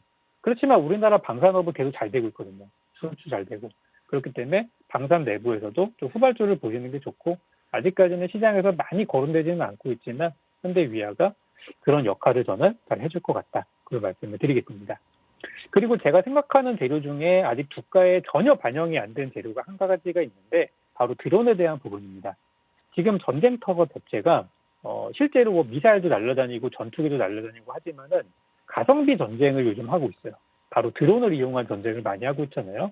이번에 이스라엘 쪽에서도 그 드론이 엄청난 역할을 했었고, 또 우크라이나 러시아 전쟁이 어떻게 보면 드론이 전쟁터에서 큰 역할을 할 수 있다는 것을 보여준 전쟁인데, 아직 그 동네 전쟁이 아직 안 끝났어요. 그래서 현대위아는 지금 안티드론 기술을 갖고 있습니다. 실제로 이 K2 전차 있잖아요. K2 전차에 이 드론의 그런 전파 체계를 방해할 수 있는 재민 기술이 탑재가 되어 있다고 합니다. 그래서 K2 전차라든지 이런데 그런 대드론 그런 기술들이 접목이 될 수가 있어서, 저는 이런 안티드론 기술에 대해서도 주가가 좀 더 높게 평가를 돼야 된다고 그렇게 정리를 드리고 싶어요. 그래서 정리를 좀 해보자면, 최근 주가가 매물대인 5만 원까지 이제 넘어왔어요. 5만 원까지 넘어왔고 여기서 이제 더 올라갈 수 있을지가 관건인데 현재 차트 분위기나 이런 걸로 봤을 때는 현재 매물대는 한 6만 원대에 정말 많이 쌓여 있고요. 5만 원대 벽은 그렇게 크지 않은 것으로 저는 판단을 하고 있습니다. 실제로 증권가에서도 목표가를 보니까 한 6만 원까지는 여유 있게 보고 있더라고요. 그래서 저도 같은 전략 유지하도록 하겠고요. 지난번에 제가 드렸을 때도 5만 9천 원까지 보자고 했었는데 이번에도 마찬가지로 5만 9천 원 목표가 그리고 드리도록 하겠고 손절가의 경우는 제가 42,500원을 드렸는데요. 주가가 오르면 올랐기 때문에 손절가만 약간 높여가지고 한 47,500원 정도로 이렇게 상향을 시키도록 하겠습니다. 그리고 현재 진입하실 분들은 오늘 주가가 좀 음봉이잖아요. 떨어져 있으니까 오늘 같은 날 저는 사시면은 아주 좋지 않을까 생각을 하고요. 주가가 떨어지더라도 5만 원 정도의 또 방어선이 잘 형성이 되어 있어서 현재 저는 매수 가능하신 구간이라고 말씀드리고요. 그리고 지난번에 사셔서 현재 10% 이상 수익을 보고 계신 분들은 한 편안하게 한 달 정도, 한 달 반 정도만 지켜보시면은 6만 원 근처까지 충분히 오를 수 있는 종목이니까 편안히 보유하시면 되겠다는 말씀으로 정리하도록 하겠습니다. 네, 현대차그룹 안에서도 저평가되어 있는 종목이라는 의견 주셨고요. 이제는 자동차 쪽보다도 방산 위주로 한번 봐보자라는 의견 말씀 주셨습니다. 목표가는 5만 9천 원 잡아보고요. 손절가는 이전보다 조금 더 높게 47,500원 제시해드리겠습니다. 두 번째 종목으로 이어가겠습니다. OCI 홀딩스 가져와 주셨고요. 이 종목에 대해서 지난번에 말씀해 주셨던 게 기억이 납니다. 과거에는 태양광 쪽으로 대장주 역할을 해줬었다라고 설명해 주셨었는데 사실 이후로 우리 전문가님께서 설정해 주신 목표가까지 이미 달성을 했습니다. 혹시 목표가 상향일까요? 네, 이번에 제가 가져온 이유가 목표가를 조금 더 높이기 위해서 가져왔어요. 그래서 지난번에 그 9만 5천 원 목표가 도달해서 파신 분들은 잘하셨고 다시 한번 재공략을 들어갈 수 있는 기회가 제 생각에는 이거 한 일주일 내로 올 것 같아요. 그래서 다시 한번 공략을 해서 뭐 수익을 내보는 전략 다시 한번 해봤으면 좋겠고요. 지난번 제가 처음 드렸을 때가 7월 3일 날 그때 추천을 드려서 대략 수익률로는 한 20% 정도 수익을 낸 걸로 지금 확인이 되고 있거든요. 그래서 이번에 그 미국에서 이제 OBBBA 법안, 크고 아름다운 법안이 이제 통과가 됐어요. 통과가 되면서 원래 이제 상원에서 계획했던 것보다 하원으로 이제 왔다 갔다 하는 과정에서 좀 그 조정이 좀 됐었죠. 그 부분에서 태양광 쪽이 원래 투자세 공제가 폐지가 될 거라는 부분이 좀 변경이 됐어요. 변경이 돼서 어쨌든 27년도 내년하고 후년까지는 태양광이나 풍력에 대한 보조금이 유지가 되는 걸로, 투자세 공제가 유지가 되는 걸로 이렇게 되어 있고, 이 보조금을 받기 위해서는 중국산을 쓰면 안 돼요. 이게 핵심이거든요. 그래서 지금 미국에서 태양광이나 풍력에 대해서 뭐 트럼프 대통령이 좀 안 좋은 얘기를 하다 보니까 법안도 이런 게 있다 보니까 태양광 풍력 산업 완전 죽은 거 아니냐 생각할 수도 있는데 실제로 트럼프 1기 때도 태양광 산업은 계속 성장하고 있었어요. 지금도 성장하고 있는 중이에요. 다만 미국은 태양광 산업이 이미 충분히 자리를 잡고 있기 때문에 여기서 육성 정책 이런 거 안 해도 이미 많이 깔려 있어요. 근데 그 이미 깔려 있는 인프라가 대부분 다 중국산 패널, 중국산 셀 이런 걸 쓰다 보니까 문제가 되는 거거든요. 안보에 문제가 된다. 에너지 안보에 문제가 된다. 그래서 이번에 이제 미국에서 정한 그런 보조금에 맞는 그런 세팅을 하기 위해서는 중국산에 대체할 걸 찾아야 되는데 그런 부분에 있어서 한국 기업들의 그런 태양광 부품들이 저는 더 지금보다 점유율이 커질 거라고 생각을 하는 겁니다. 그래서 OCI 홀딩스는 베트남에서 그리고 말레이시아에서 태양광 셀을 생산을 하고 있는 그런 기업이고요. 이번에 베트남이 또 미국이랑 관세 협상 타결을 했어요. 그래서 어쨌든 수치에 대한 조금 문제는 있지만 타결을 했기 때문에 최근에 베트남 증시 아까 보여드렸지만 되게 잘 가잖아요. 조정도 안 줘요. 그 이유가 그래서 그런 거거든요. 관세 이슈에 대해서 문제를 해결했다는 것 때문에. 그래서 지금 베트남에서 현지에서 생산하고 있는 기업도 되게 많은데 그 기업들의 주가도 저는 어쨌든 문제가 해결이 됐으니까 주가도 오르는 게 당연하다고 생각하고요. 언제까지 이 타국에서 생산할 수는 없어요. 트럼프 대통령이 또 언제 변덕을 부릴지 모르기 때문에. 그래서 OCI 홀딩스는 현재 미국의 텍사스주에 태양광 셀 공장을 건설 중에 있고요. 내년 상반기가 되면은 가동을 해서 현지 생산 물량들이 이제 현지에 있는 기업들이나 현지의 발전소로 이제 납품이 되게 될 것이고 그렇게 되면은 이제 보조금을 완전히 받을 수 있는 상태가 되겠죠. 그래서 내년부터 좋은 일들이 많이 있을 거라는 전망 때문에 7월 달에 드렸는데 생각보다 주가가 빨리 반응을 해서 지금 올라오고 있고요. 태양광 관련주는 저는 계속해서 일단 봐야 된다고 보는 이유 중에 하나가 방금 말씀드린 미국도 있지만 우리나라도 생각을 해야 돼요. 현재 우리나라에서 새 정부가 들어서면서 에너지 믹스를 되게 강조를 많이 하고 있습니다. 에너지 믹스라는 거는 하나에만 그냥 몰빵하는 게 아니라 적절히 쓰자는 거예요. 그러니까 원전도 필요하고 태양광 필요하고 풍력도 필요하다 이겁니다. 그렇기 때문에 태양광이 또 지난 정부에서는 많이도 침체됐었잖아요. 그래서 많이 살아날 수 있는 정책들이 이제 나오기 시작할 거예요. 그래서 OCI 홀딩스가 그 가운데서 중요한 역할들을 할 거라고 생각이 듭니다. 또 마지막으로 이제 LG엔솔과 손을 잡고 이 태양광에 또 빼놓을 수 없는 ESS 사업에 또 진출한다고 하는데 이건 내년부터 또 좋은 소식이 있을 거라서 올해는 좋은 소식이 사실 내년에 대한 재료들만 많이 있고 올해는 직접적인 호재는 없거든요. 그렇지만 주가라는 것은 항상 언제나 선반영을 하기 때문에 올해가 저는 매수하기 좋은 기회.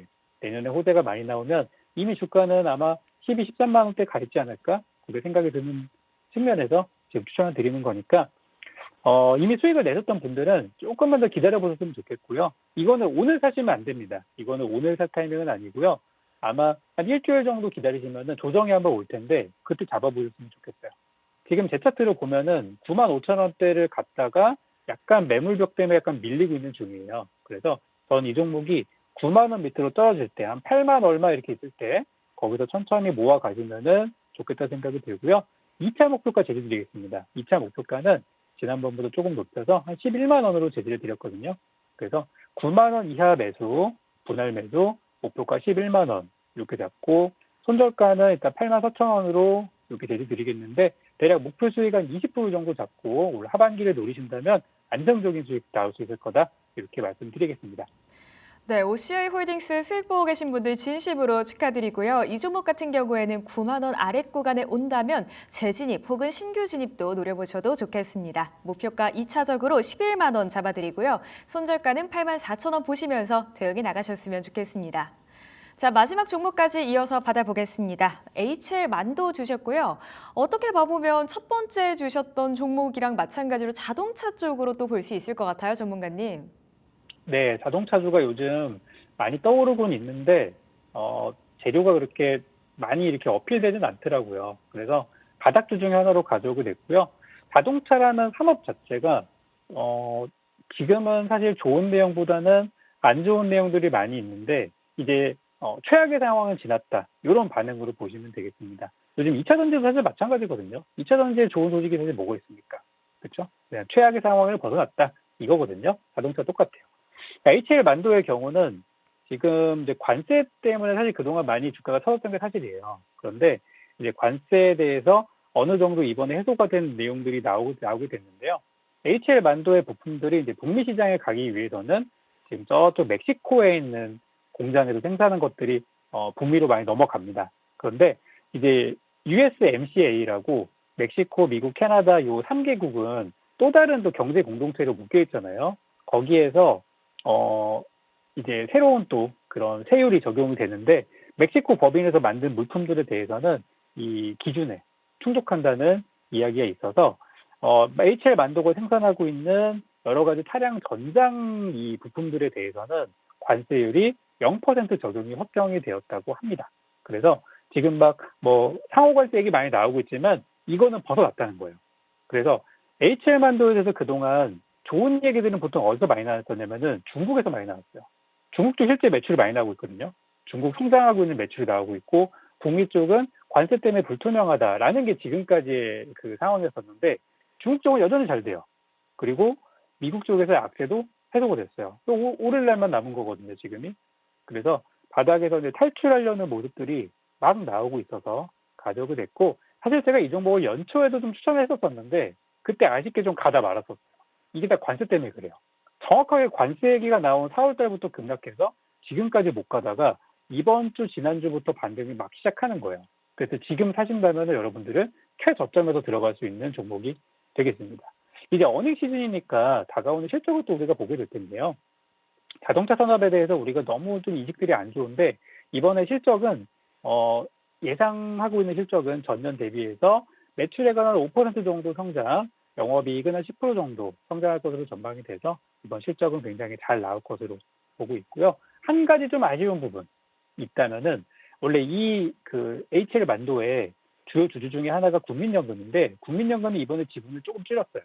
근데 많이 줄인 건 아니고요. 원래 12% 가지고 있다가 10%대로 줄여가지고 여전히 지분을 10% 정도 가지고 있다는 게 저는 되게 좋은 재료라고 생각을 합니다. 그래서 일부 좀 포트 조정은 있었지만 상반기 기준으로 아직까지 10%의 국민연금의 비중이 있다고 하는 거는 장기 투자로 봤을 때는 괜찮다고 하는 거겠죠.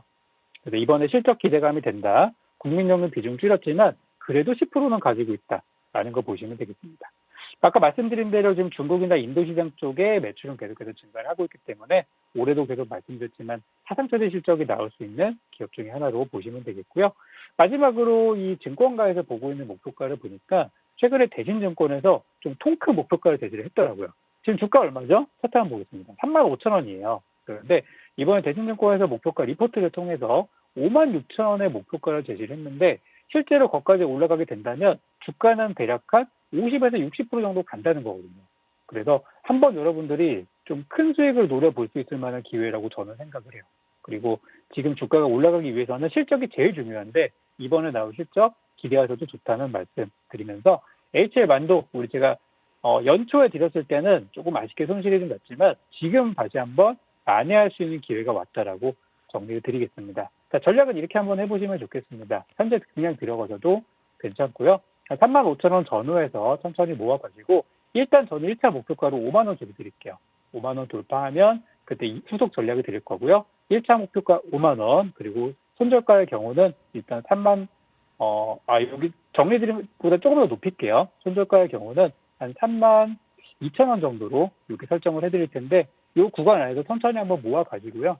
제가 앞으로 공개 방송을 통해서 이 종목에 대한 전략도 계속 드릴 거니까 저희도 무료 정보방이나 공개 방송을 통해서 HL 만도에 앞으로 진행되는 상황들 계속 체크하시면서 올해 하반기 큰 수익 한번 노려봤으면 좋겠습니다. 네, 자동차 최악의 상황 벗어났습니다. HL 만도는 목표가 5만 원 잡아드리고요. 손절가는 32,000원 봐보시죠. 오늘 함께해 주신 전문가님과는 여기에서 인사드리겠습니다. 전문가님 감사합니다. 네, 수고하셨습니다. 네, 추가적으로 유경훈 전문가님과 함께 하실 수 있는 방법도 안내 도와드리겠습니다. 화면 하단에 QR코드 촬영하신 뒤에 정보방 바로 참여 부탁드릴게요. 지금까지 머니체크였습니다.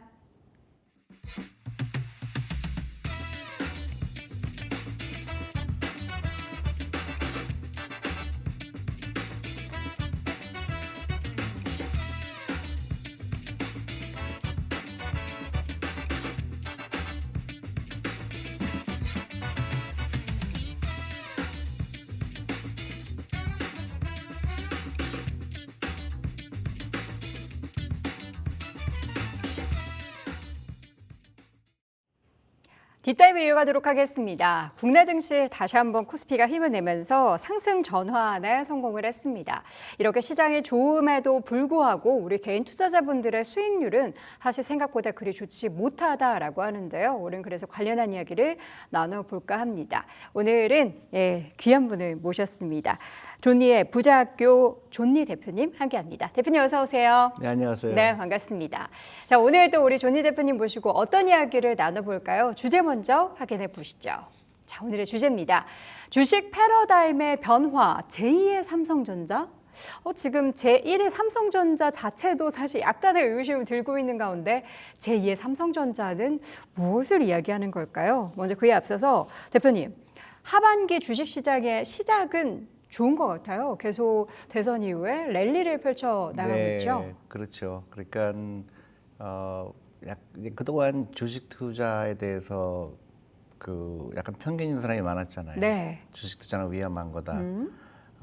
그리고 대부분의 사람들은 이제 그렇지만은 부동산은 괜찮은 거다 그런 분들이 많았잖아요. 네. 근데 그러니까 생각들이 이제 많이 바뀌게 되고. 부동산이 아니라 부동산도 물론 하나의 투자 자산이 되겠지만은 주식시장이 훨씬 더 의미가 있다 그렇게 생각하는 거죠. 그래서 네. 그동안 제가 계속 주식 투자 해야 된다고 얘기를 해왔죠. 10년 전부터 그랬는데 지금 그런 이제 변화가 생긴 거죠. 주식 투자로 노후 준비할 수 있구나. 하는 그런 분위기가 확산되는 것 같아요. 네. 근데 이걸로 끝나는 게 아니라 이제 앞으로 5년, 10년 대한민국의 그 주시장이 정말로 그 좋은 출발로 생각하는 계기가 됐으면 해요. 네. 자, 지금 일단은 뭔가 계기를 하나 마련을 해준 것 같긴 한데, 정부에서. 그렇다면 하반기에 시장에 있어서 우리가 투자를 할 때 지금과 같은 기존 주도주, 최근에는 이제 지금 조방원이라는 키워드가 핫했잖아요. 지주사 그리고 금융사 핫했고 조선, 방산, 원자력 이렇게 원자원 해가지고 핫했는데 앞으로 하반기에도 이런 주도주가 계속해서 근데 우리는 아직도 좋을까요? 투자 기간을 굉장히 단기적으로 보려는 경향이 있어요. 그러다 보니까 또 하반기에는 어떤 주식들이 오를까 이제 그런 궁금한 걸 갖는데 그걸 알 수 있는 사람은 없어요, 이 세상에. 그렇죠. 네, 예, 그거 그러니까. 알면은 여기 네. 앉아있지 않죠? 그렇죠. 네. 그래서 우리가 너무나 빨리 부자가 되려고 하니까 네. 이제 무리수가 나오는데 궁금한 건 좋지만 그게 나의 투자 철학하고는 전혀 달라야 돼요. 그러니까 이번 상반기는 어떤 주식이 올랐고 이번 하반기는 또 어떤 게 오를 테니 그걸로 옮겨온다든가 그런 투자가 아니라 투기고요. 네. 그러니까 장기적으로 봤을 때 내가 어떤 투자 방법이 좋을까? 꼭 주식이 내가 개발 주식에 투자하는 것도 좋겠지만은 제일 먼저는 어떤 계좌를 통해 투자하는 거냐? 연금저축펀드 같은 경우는 세금 혜택이 있잖아요. 그렇게 세금 혜택이 있는 것부터 하는 거죠. 거기서 ETF도 있고 네. 굳이 내가 어떤 주식을 골라서 투자한다는 것보다는 현명하게 투자하는 거죠. 그리고 오랫동안 투자하고 여유자금을 투자하고 근데 우리는 너무나 빨리 부자가 되려고 하는 건데 이제 한 가지 그런 지주사가 주식이 올랐던 이유는 그런 거예요. 저도 지주사가 싸다고 생각했던 적이 굉장히 꽤 오래됐는데 네. 사람도 잘 모르고 있었고 자산이 굉장히 많고 요새 많이 얘기하는 프라이스 북이라는 얘기 하잖아요. 그래서 그런 프라이스 북 봤을 때 야 이거 상상하기 어려울 정도로 싼 거 아닌가? 그러니까 프라이스 북이 보통 1 이상이 돼야 되는데 네. 대부분 뭐 어떤 거는 0.2밖에 안 되는 경우도 있어요. 그러니까 다시 사람들이 여기 굉장히 디스카운트가 돼 있구나 그런 생각을 하게 되는 거죠. 그렇죠. 또 하나 얘기하고 싶은 거는 어떤 산업을 얘기하는 것도 중요하지만 예를 들어서 보통주하고 우선주의 차이가 굉장히 많은데 우선주가 저는 굉장히 디스카운트 돼 있다고 생각을 하고요. 그래서 그런 디스카운트 된 주식을 찾는 노력도 굉장히 중요하다고 생각해요. 네. 그러니까 어떤 산업이 될 거냐보다도 오히려 그게 더 약간 가격이 정상화되는 과정에서 가장 디스카운트가 많이 된 것들이 어떤 것인가 찾는 게 중요하다고 생각해요. 그러면 네. 존니 대표님께서 보시기에는 그 디스카운트된 대표적인 기업으로 어떤 기업을 보실까요? 삼성전자는 어떠세요? 삼성전자는 그동안 대한민국을 이끌어 왔잖아요. 네. 근데 이제 20%가 삼성전자 한 주식에 시가총액이 있거든요. 그렇죠. 근데 삼성전자가 한국전자도 싸요. 프라이스북이 1 정도 되나요?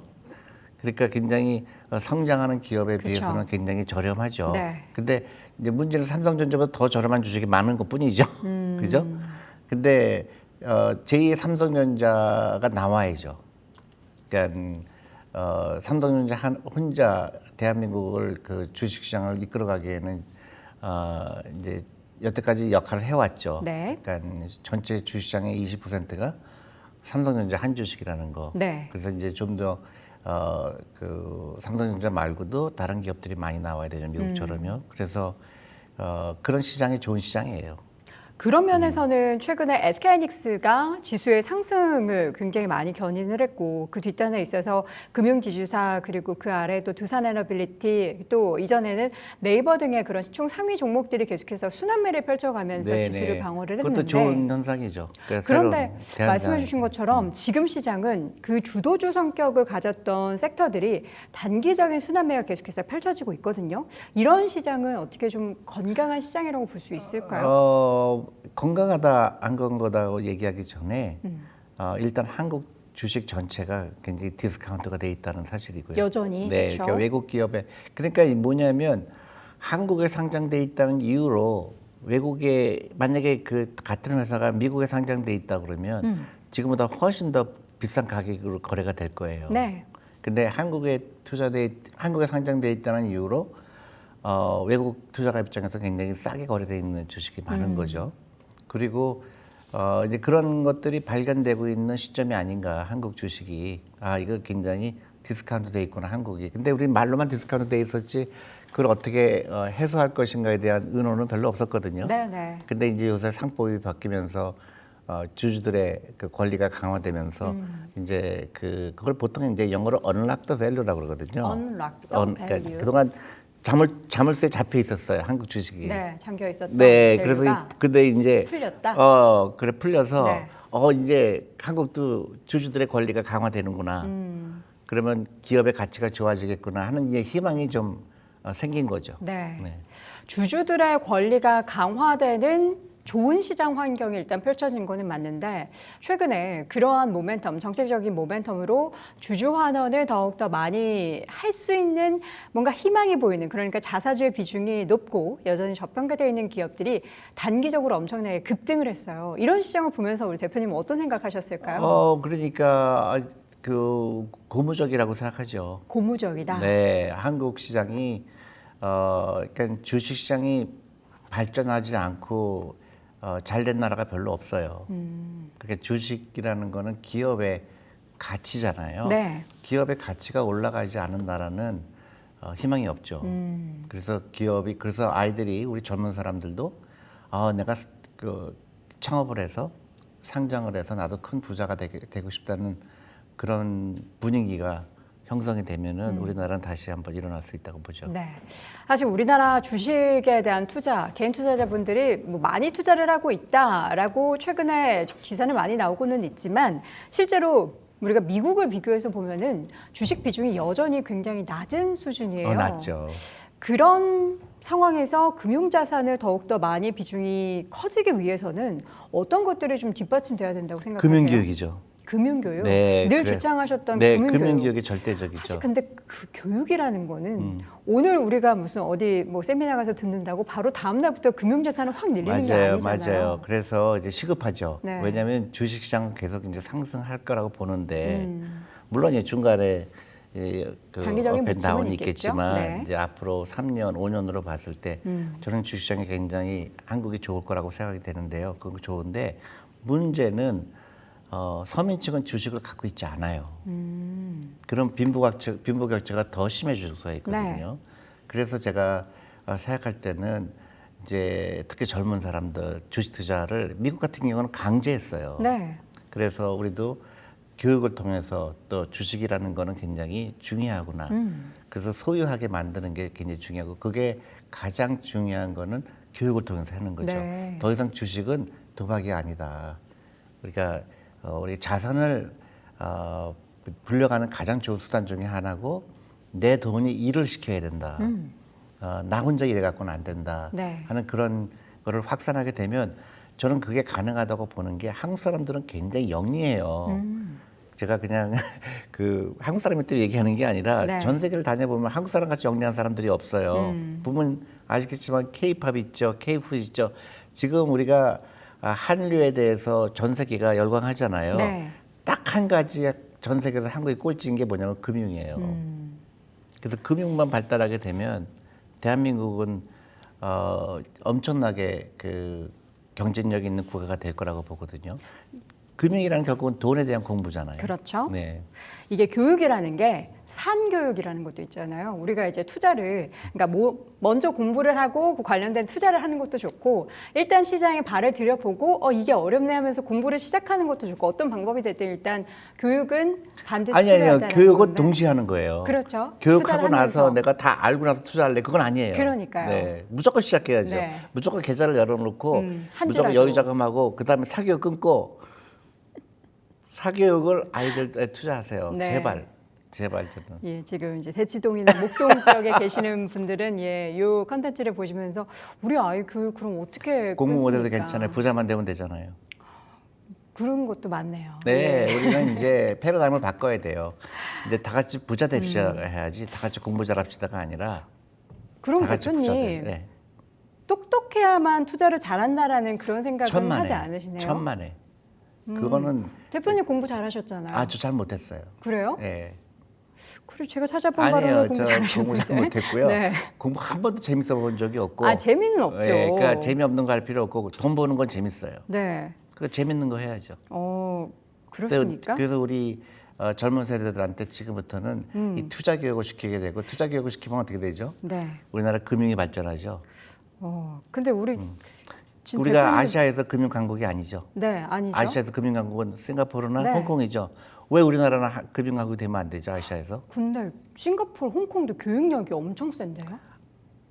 아, 근데 우리처럼 그렇게 되지 않죠. 그래요? 우리처럼 온 국민이 네. 35조를 쓰지 않죠. 근데 홍콩이나 싱가포르는 이 금융 전문가가 엄청나게 많죠. 그렇군요. 근데 한국은 그러니까 홍콩이나 싱가포르 가면 그 돈 많은 부자들은 다 대부분 금융에 대해서 금융업에 종사하죠. 한국은 뭐라 그러죠? 전부 의사대라고 그러죠. 판사대라고 그러죠. 네. 그 변호사대라고 그러죠. 거기서 결정적인 차이죠. 네. 자, 이 이야기는 저희가 하기 시작하면 끝도 없을 것 같습니다. 맞습니다. 다시 시장 얘기로 넘어오면은 최근에 AI 관련한 반도체 기업들의 상승세, 그러니까 그 산업에 대해서는 최근에 계속해서 AI 이야기가 집중이 되고 있는데 이 투자에 대해서는 어떻게 생각하십니까? 그러니까 이게 주도 저는 산업. AI가 우리 삶을 엄청나게 바꿀 거라고 생각해요. 네. 그래서 없어지는 직업이 굉장히 많을 겁니다. 그리고 그래서 제가 우리나라 교육에 대해서 다시 한번 생각해야 된다고 하는 거죠. 그러니까 우리가 국영수 잘하는 게 더 이상 의미가 없다. 네. 그다 기계가 해줄 것이다. 누가 더 창의로운 그 창의적인 생각을 하느냐, 누가 더 질문을 잘할 거냐가 결정되지, 누가 더 많은 지식을 알고 있느냐는 큰 의미가 없을 시대가 올 거다. 그래서 제가 AI는 그러니까 전 세계적으로 인터넷이라는 게 등장하면서 그 부자들의 순위가 완전히 바뀌었죠. 지금 부자들은 전부 뭐예요? 인터넷 베이스잖아요. 뭐 아마존이라든가 뭐 구글이라든가 전부 다 인터넷을 통한 부자잖아요. 저는 AI가 그런 부자들을 나올 거라고 생각해요.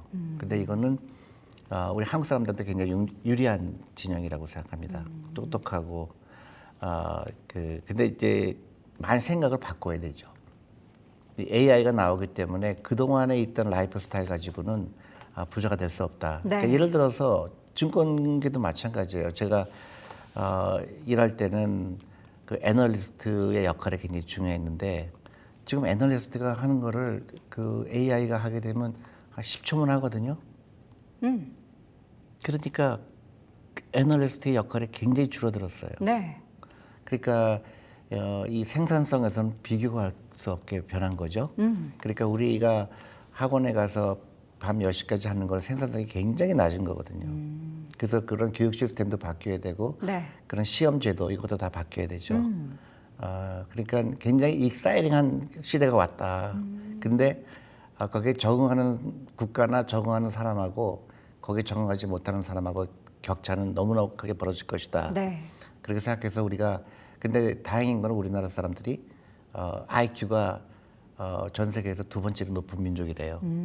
그러니까 충분히 우리나라가 엄청난 국가가 될 거라고 생각합니다. 네. 이걸 잘 어떻게 극복하느냐가 네. 중요하죠. JP모건은 향후 2년 내에 코스피 지수가 우리가 원하는 5,000피가 가능하다라는 전망을 내놨습니다. 가능할 거라고 보세요? 2년 내. 그거는 잘 모르겠어요. 근데 뭐 불가능한 건 아니죠. 근데 사실 그게 중요한 게 아니라고 저는 생각해요. 네. 진짜 중요한 거는 그 2년이 중요한 게 아니라 5년, 10년 후에 2만을 갈 생각을 해야죠. 미국이 그랬죠. 그러니까 미국이 지금의 그 번영을 유지할 수 있어서 가장 큰 이유는 네. 1975년에 그 퇴직연금 개혁을 한 이후예요. 그래서 퇴직연금이 주식시장에 들어오게 한 물꼬를 튼 게 계기가 됐어요. 네. 그 이후로 미국이 지금 그 금융 강국이 된 거거든요. 한국도 지금 딱 시작이에요. 그래서 주식 투자라는 걸 하게 됐고 이제 그 연금이라든가 이런 개혁이 필요하고 사람들이 주식 투자를 즐거워하게 들어와야 되고 그게 그 하나의 시금석이 된다고 봅니다. 저는 이게 5천 원 가는 게 목표가 되면 안 돼요. 우리나라는 훨씬 더 큰 목표가 있어야 되죠. 5천이 목표는 아니죠. 근데 일단 5천 가고 그 다음에 이제 우리가 순서가 있으니까요. 물론 그렇긴 한데 예. 일단 기분은 좋지만 너무 빨리 가면 어떻게 되죠? 체하죠. 그렇죠. 네. 막 5천원으로 막 가면 그 다음에 이제 급락할 수가 있어요. 당분간이라도. 그렇게 되면 투자하는 사람들은 경험이 많지 않은 사람들은 역시 또 주식하면 안 돼 이렇게 되거든요. 가장 좋은 거는 1년에 10%씩 올라가는 거예요. 10%씩? 네. 10%의 그 기준은 뭐예요? 왜 10%가 왜 좋은 거예요? 그러니까 너무 많은 것도 아니고 적은 것도 아니고 꾸준한 복리 효과로 10%씩 올라간다 그러면 전 지수 국민이 상승률? 부자 될 수 있죠.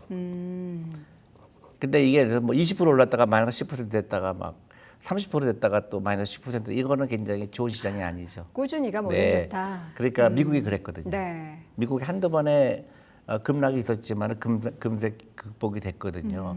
우리 한국도 10년, 20년을 바라봐야 되겠죠. 네, 네. 그러니까 골드만삭스나 이런 데서 한국이 굉장히 좋다고 여기는 이유가 한국 사람들이 갖고 있는 근면성, 네. 그다음에 높은 교육열 그런 나라가 많지 않거든요. 근데 이제 조건이 있었어요. 그러니까 골드만삭스가 한국이 잘 될 거라고 했기는 원래 2050년에 세계에서 두 번째 강대국이 될 거다. 네. 그렇게 한 적이 있어서 수년 전에요. 근데 그 조건이 우리나라가 통일을 한다면 네, 그런 전제 조건이 있었죠. 네. 지금 시점에서 그러면 일단 정부의 정책이나 여러 가지 우리나라의 펀더멘털을 봤을 때는 추가적으로 계속 우상향에 대한 기대감을 가져볼 수 있는 걸까요? 그렇죠. 그러니까 일단 주식이 싸고 그래서 그 아까 저 unlock the value라고 그랬잖아요. 네. 그게 과정이니까 근데 이제 그 다음에 우리나라가 정말로 경쟁력 있는 거냐 어떻게 정말 산업이 다 살 거냐. 근데 예를 들어서 반도체라든가 뭐 그런 이제 그렇게 잘못될 경우는 옛날처럼 그렇게 호황이 아니게 되면 어떻게 될 건가. 그래서 이제 우리가 고민해야 될 부분은 우리가 서비스 업종에 신경을 써야 되거든요. 서비스 업종이요? 네, 그게 사실은 금융이거든요. 그래서 우리 금융 금융업에서 우리는 그동안 건설, 그 다음에 소품종 대량 생산 대부분 제조업에서 우리나라가 돈을 많이 벌었잖아요. 네. 근데 앞으로는 쉽지 않을 거예요. 왜냐하면 우리나라가 이제 임금도 올라가게 되고 네. 인구도 줄어들게 되고 또 고령화가 되기 때문에 부가가치가 높은 데로 가야 되거든요. 부가가치가 높은 산업은 서비스 업종이고 금융업이고 거기에 우리 젊은 사람들이 관심을 가져야 되고 네. 진짜 중요한 거는 여기 있습니다. 창업을 해야 돼요. 창업을 해야 네. 된다. 우리가 창업 비율이 굉장히 낮아요. 사실 그러니까 창업과 우리가 소상공인 분들이 지금 사업을 하는 거랑 조금 그거는 거리가 있긴 한데 그건 개업이고 음, 창업을 해야죠. 창업을 해야 된다. 우리가 뭐 그러니까 이상하려고 사람들이 하거나 이러지 그러니까 미국의 지금 큰 기업들 구글이라든가 뭐 저기 엔비디아라든가 뭐 다 그 마이크로소프트나. 어떤 기업들이죠. 20년 전에 나온 기업이에요. 네. 그 전에 없던 기업들이에요. 그렇죠. 한국도 그런 기업이 나와야 돼요. 그래서 주시장에 새로운 패러다임에 들어와야 돼요. 그냥 단순히 옛날 기업 가지고 5천 못 가요. 5, 60년대 그런 전통의 기업이 계속해서 이어져 가고 있는 그런 그런 상황이 시장 아니라 갖고는 안 돼요. 반짝이는 네. 새로운 기업이 그렇죠. 탄생을 해야 한다. 그렇죠. 그게 그래서 새로운 산소가 공급이 돼야 되는 네네. 거예요. 아우 대한민국에 또 이런 기업이 나왔구나. 또 저런 기업이 나왔구나. 거기에 금융이 받쳐주는 거예요. 그러니까 우리는 옛날 기업만 가지고 그 이제 먹고 살기는 힘들어요. 근데 그런 면에 있어서 최근에 물론 이것도 제조업이긴 한데 화장품 쪽에 있어서의 새로운 엄청난 기업들, 공룡 같은 기업들이 많이 나오고 있어요. 그런 네네. 기업들은 국내가 아니라 해외에서 엄청난 또 퍼포먼스를 보이면서 시장에서 부각이 되고 있고요. 근데 이제 여기를 넘어서서 조금 더 그건 사실 제조업이라기보다는요. 그 플랫폼 비즈니스죠. 플랫폼 비즈니스. 네, 그러니까 문화죠. 네. 문화가 케이팝 때문에 된 거지. 제조를 잘해서 그런 건 아니고 화장품 만드는 제조는 사실 다 비슷비슷하죠. 비슷하잖아요. 네. 근데 그 한국이 갖고 있는 경쟁력이죠. 옛날에는 뭐 유럽 기업들이 잘 됐죠. 맞아요. 근데 지금은 한국 케이팝, K 비율이 이런 네. 거잖아요. 그게 제조업이 아니라 이제 이미 우리나라는 굉장히 돈 벌 수 있는 채널이 많아진 거예요. 네. 근데 거기서 한 더 나가서 금융이 받쳐줘야 된다 이거죠. 그래서 새로운 기업이 상장되고 그런 아이들이 젊은 사람들이 그 창업을 해서 새로운 기업이 나오는 그런 문화를 만들어야 되고 그 문화를 만들기 위해서는 교육이 필요하죠. 금융교육, 그다음에 창업교육. 그거가 지금 당장 시급하다고 봐요. 이렇게 만약에 지금 대표님께서 말씀해 주셨던 것처럼 그런 환경이 마련이 된다면 골드만삭스가 한 2년 전에 예언을 했었던 그러한 대한민국이 펼쳐지지 않을까라는 생각이 드는데 2075년에 대한민국이 세계 2위의 경제대국이 된다라는 예언을 하기도 했습니다. 물론 2년 전이기는 한데 사실 뭐 내일도 어떻게 될지 모르는데 2075년에 대한민국 경제대국 2위. 이게 어떤 배경에서 이런 얘기가 나온 걸까요? 사실 그 전 세계 다녀보면 대한민국 같은 나라가 없어요. 제가 그냥 한국 사람이라서 얘기하는 게 아니라 그런 도덕성이 높은 민족이고 많은 문제가 있어 보이긴 하지만 그래도 제일 중요한 거는 근면한 민족이고 네. 그리고 그 한국은 우리는 당연시적이겠지만 내 다음 세대가 나보다 더 잘 살기를 원하는 굉장히 드문 민족이거든요. 그러니까 전 세계 이런 민족은 유태인하고 한국밖에 없어요. 네. 그래서 한국 사람이 이 모멘텀을 잘 이용하게 되면 그 경제 강국이 될 거다. 그다음에 지정학적으로 우리나라가 그 큰 파워 속에 있잖아요. 중국, 일본, 러시아. 네. 근데 만약에 통일이 가능하다면 우리나라가 갖고 있는 경제적 그러니까 지정학적 위치가 굉장히 의미가 있을 거라고 생각할 수 있는 거죠. 네. 그러니까 사실은 저는 이 통일에 대해서 우리가 좀 생각을 해봐야 되는데 그 부산에서 기차가 떠나서 파리까지 갈 수 있는 나라는 우리나라밖에 없잖아요. 부산에서 기차가 떠나서 이제 뭐 이렇게 파리까지 위로 해서 네. 그러니까 종점이잖아요. 엄청난 일이죠. 그러면 우리나라 주식시장은 아마 폭발할 거라고 생각해요. 네. 그런 날은 근데 통일이 돼야지. 그러니까 가능하지 않나요? 이제 그 네. 우리가 이제 꿈을 크게 가져야 될 것 같아요. 북한은 언젠가는 저 체제가 유지 못할 거라고 저는 생각을 해요. 개인적으로는. 그러면 그때 우리나라가 준비하고 있느냐, 그에 대해서 우리가 이제 심도 있게 논의해야 되지 않을까 싶은 거죠. 네. 자, 2075년 그리고 2년 뒤 코스피 5천 뭐 여러 가지 국내 경제에 대한 외부적인 시선에 대해서는 우리가 뭐 아니다라고 거부할 필요는 없는 것 같습니다. 다들 뭔가 대한민국의 기저에 깔려 있는 그런 저력에 대해서도 긍정적인 평가를 하고 있다는 것에 있어서는 좋은데 그러면 지금부터 우리가 주식 투자 뭐 최근에는 지금 조방원이다 단기적인 시장의 정책주다 하면서 엄청나게 랠리를 펼쳐가고 있는데 앞으로 꾸준히 우리가 자산 관점으로 주식 투자를 이어가려면 어떻게 투자를 해야 되죠? 굉장히 간단해요. 어렵게 생각할 거 없어요. 당장 시작해라. 뭘 사야 되죠? 그러니까요. 그러니까 그 지금부터 계좌를 열어야 되겠죠. 네. 연금저축펀드 좋은 계좌가 있어요. 세금 혜택 받는 네. 거니까 세금 혜택만 받아도 1년에 15%의 수익률은 개런티가 된 겁니다. 600만 원까지 투자하게 되면요. 네. 600만 원이면 한 달에 50만 원이죠.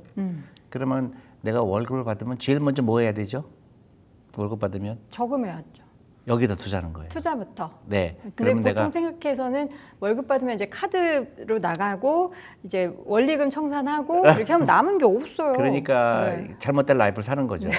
그러니까 제 우선순위가 나 부자 만드는 거죠. 네. 그러니까 내가 만약에 300만 원 월급이다. 그러면 그 중에 15% 50만 원은 없는 돈이다. 그래서 거기다 넣고 일단 코스피 200 ETF를 사세요. 지수를 추종해라. 네. 그래서 여러 가지 ETF 있잖아요. 네. 그것부터 시작하고 공부는 나중에 해도 돼요. 일단은 사고 공부는 일단은 나중에. 사야 되는 거죠. 그리고 가격이 올라가는 거 내려가는 거 쳐다보지 말아라. 네. 열어보면 안 돼요. 내가 이건 10년 후에 찾을 거니까. 근데 저는 이제 방송을 하니까 매일 열어볼 수밖에 없는데 저 같은 사람이 그거는 나하고는 상관없어요.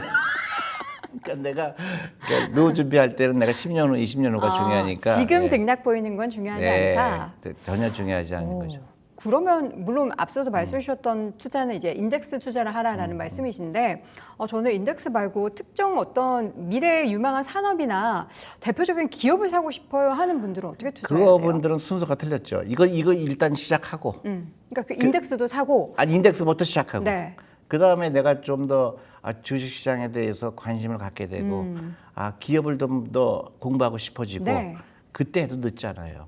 그리고 하더라도 제대로 해야죠. 네. 그냥 전문가가 얘기하니까 저 사람이 얘기하니까 이 세상에 주식 투자는 전문가가 없습니다. 우리가 전문가가 있다고 착각을 해요. 전문가가 다 대부분 틀리죠. 그러니까 미국에 있을 때도요. 항상 펀드 매니저들이 하는 그 조크가 있습니다. 네.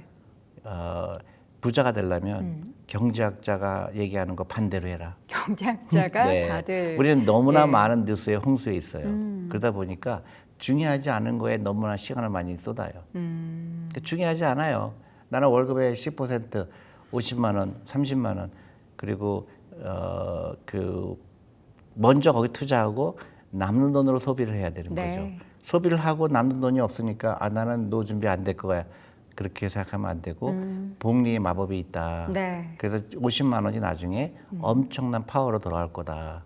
그 믿음을 가져야 되죠. 이 복리의 마법이라는 단어는 사실 재테크 처음 시작하는 우리 사회초년생분들은 재테크 관련한 책만 읽어도 내가 이 돈을 5년, 10년 그리고 좀 더 장기적으로 20년, 30년 모았을 때 어떻게 된다라는 것을 생각을 해보실 텐데 막상 지금 당장 옆에서 옆집에 철수 엄마가 그 1,000만 원 투자해서 그게 대박 났대 이런 얘기 들으면은 빨리 부자가 되고자 하는 마음이 누구나 있기 때문에 마음이 급해져서 이거 언제 다 이렇게 해서 내가 모아라는 생각을 하게 만들 겁니다.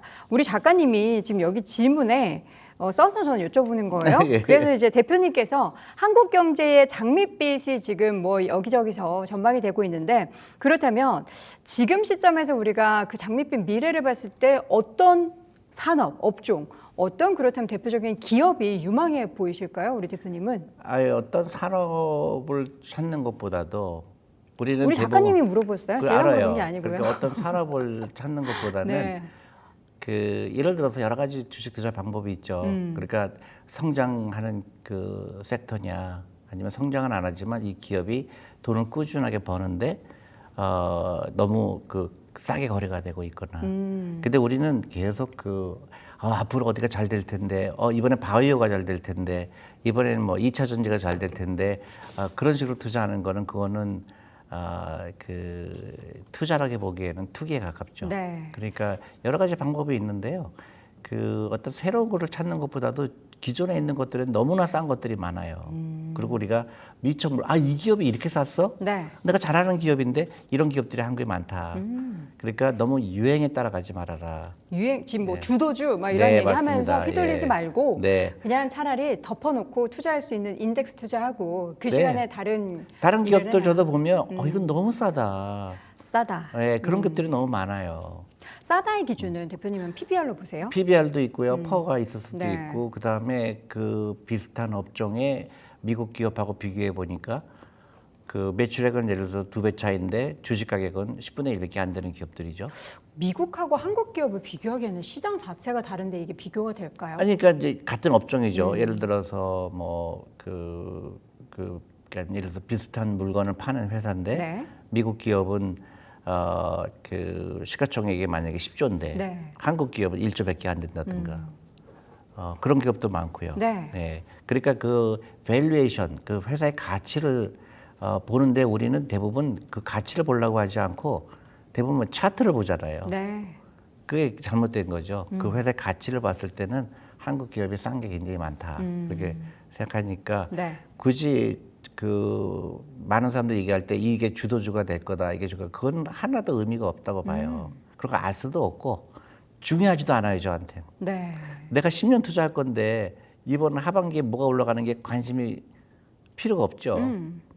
내가 만약에 주도주가 하반기에 어떤 주식이면 그럼 내가 갖고 있는 거 다 팔아야 되나요? 네. 그렇게 하면 안 되죠. 그러니까 시장하고 멀어져라. 시장하고 멀어져야 돼요. 네. 대부분 다 소음이에요. 한 90%는 몰라도 됩니다. 예를 들어서 그럼 이것도 보면 안 돼요? 우리 존니 대표님 인터뷰도 보지 마요. 그러니까 제 것만 보면 되지. 그러니까 예를 들어서 이자율이 어떻게 올라가고 네. 뭐 환율이 어떻게 하고 매크로가 어떻고 네, 뭐 전혀, 미국의 파월 금리 네, 인하가 어떻고 네. 이런 거에 상관하지 말고 네. 꾸준히 그리고 내가 하는 일이 바쁘잖아요. 그렇죠. 근데 내가 사실. 미국의 이자율까지 걱정해야 돼요. 음. 그러다 보니까 잘못된 판단을 하게 되죠. 예를 들어서 미국의 이자율이 올라가기 때문에 뭐 한국에서 돈이 막 쏟아 밖으로 나갈 거고 나가게 되면 주식이 어떻게 됐고 환율이 뭐 하나도, 어떻게 되고. 네, 그게 전혀 나의 투자하고 관계가 없어요. 그러면 뭘 봐야 돼요? 내가 금융교육이라고 말씀하셨잖아요. 그러니까 그 금융교육 주식을 안에서 왜 뭘 투자해야 봐야 돼요? 되는가? 내가 그건 대표님 맨날 말씀하셨죠. 그렇죠. 그것만 알면 되죠. 대표님 내가- 채널만 보면. 그러니까 예를 들어 이런 거죠. 네. 내가 주식에 왜 투자하나? 내 돈이 일하게 하는 거구나. 아. 내가 기업의 주인이 되는 거구나. 근본적인 근데 금융 그것만 시장에 알면 대한 나머지는 정보를- 하나도 중요하지 않지 않나요? 나는 기업에 투자했는데 이자율이 내려갔다고 그래서 올라갔다고 해서 내가 기업을 팔아야 될 이유가 없잖아요. 네, 그렇게 생각하는 거죠. 알겠습니다. 내가 삼성전자에 투자했지 미국의 이자율에 투자한 건 아니잖아요. 마지막으로 하나 더 질문 드릴게요. 우리나라 이번에 MSCI도 선진시장 편입에 불발이 있었는데 한국이 지금 선진국 시장에 편입되면 안 된다라는 말씀을 하셨더라고요. 이유가 뭘까요? 당연히 안 되죠. 왜요? 왜냐하면 그렇게 돼야 좀 자금 유입도 되고. 유입이 안 돼요. 왜요? 우리가 잘못 알고 있는 거예요. MSCI 편입되면 자동으로 외국인 자금이 더 유입되는 게 아닐까요? 미국에는 큰 자본이 그러니까 세 가지 펀드가 있죠. 네, 네. 하나는 선진국 시장에 투자하는 펀드, 하나는 이머징 마켓에 네. 투자하는 펀드, 하나는 이제 아주 이머징 마켓 들어가기 직전에 있는 나라의 그 프론티어 마켓이라고 그러는데요. 그러면 한국이 이머징 마켓에서 빠져나오게 되고 네. 선진국에 가게 되면 이머징 마켓에 투자하는 펀드는 무조건 한국을 팔아야 돼요. 100% 팔아야 돼요. 아, 이게 또 팔고 또 사고 하는 그런 과정이 그러니까 이머징 마켓 투자하는 펀드는 한국을 네. 다 나가야 돼요. 그렇죠. 그러면 선진국 시장에 들어와야 되잖아요. 네. 못 들어와요. 왜요? 너무 작아서. 아, 그게 또 이거는 마찬가지. 우리가 항구가 있는데 작은 배들이 와서 막 무역을 하는데 네. 갑자기 다 나가라고 그러는 거예요. 네. 그다음에 한국모함 들어오라고 그러는 네. 거예요. 못 들어오죠. 너무 작아서 그렇죠. 들어갈 수가 없다. 네, 네. 그렇군요. 그 한국에 이제 3천 개 회사가 있잖아요. 네. 외국 자본이 투자할 수 있는 선진국 시장에 투자할 수 있는 그 펀드들이 투자할 수 있는 회사는 20개가 안 돼요. 아, 너무 제한적이다. 네, 삼성전자, 뭐 현대차 이런 것밖에 안 돼요. 네. 요새 최근에 삼성전자 주식이 좀 올랐잖아요. 가장 큰 이유는 외국인 외국 자본이 그 한국이 좀 올라갈 것 같아. 그럼 뭐 사? 삼성 사면 되지. 보지도 않아요. 그 10개 밑에 기업들은 너무 작은 거예요. 오히려 들어오는 것보다 나가는 게 더 많게 되는 훨씬 거네요. 많죠. 수급 그러니까 손실이. 유일하게 들어올 수 있는 거는 헤지 펀드가 들어올 수 있죠. 네, 네. 헤지 펀드는 그런 인덱스 그런 벤치마크에 상관없이 들어올 수가 있거든요. 네. 근데 우리가 너무 급하게 그러니까 우리가 갑자기 시장이 좋아진다고 그래서 과도하게 막 디벨롭트 마켓에 들어가야 되고 막 이런 거는 그 번지수를 잘못 잡은 거예요. 번지수를 잘 잡는 거는 우리가 금융교육을 통해서 사람들이 주식에 투자하는 돈이 들어와야 되고 네. 퇴직연금이 들어와야 되고 새로운 기업들이 출연해야 되고 그런 거 신경 써야 돼요. 알겠습니다. 그다음에 저기는 금융 허브가 돼야 돼요. 아시아에. 알겠습니다. 사실 지금 최근에 시장의 주도주의 순환매 그리고 앞으로 시장이 계속해서 4,000피, 5,000피를 향해 가고 있는 와중에 지금 투자를 막 시작한 분들이나 혹은 지금 시점에서 나는 다들 시장 좋다는데 투자를 왜 이렇게 수익률이 마이너스지라고 고민하셨던 분들은 어떻게 좀 마음이 편안해지는 그런 시간이 아니었나 싶습니다. 여러분들이 생각하는 주도주 산업에 집중하는 것도 물론 뭐 좋은 투자의 아이디어가 될 수 있겠지만 중장기적으로 부자가 되기 위한 전략에 있어서는 시장을 너무 면밀하게 들여다보기보다는 인덱스 투자를 하시고 근본적인 금융시장에 대해서 이해가 필요하다라는 말씀 드려봤고요. 지금 시점에서 또 선진국 시장의 편입이 오히려 잃는 것이 더 많다라는 이야기까지 들어봤습니다. 자, 오늘의 시간 존리의 부자학교 존리 대표와 함께했습니다. 대표님 말씀 고맙습니다. 네, 감사합니다.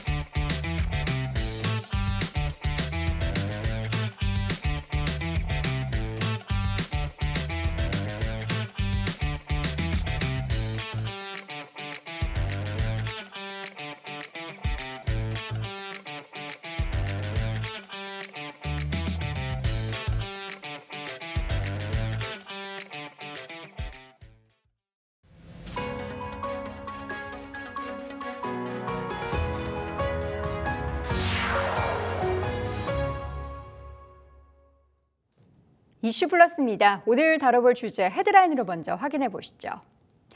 삼성전기가 전자산업의 핵심 부품으로 꼽히는 MLCC의 분야에서 차세대 먹거리 확보의 속도를 내고 있습니다.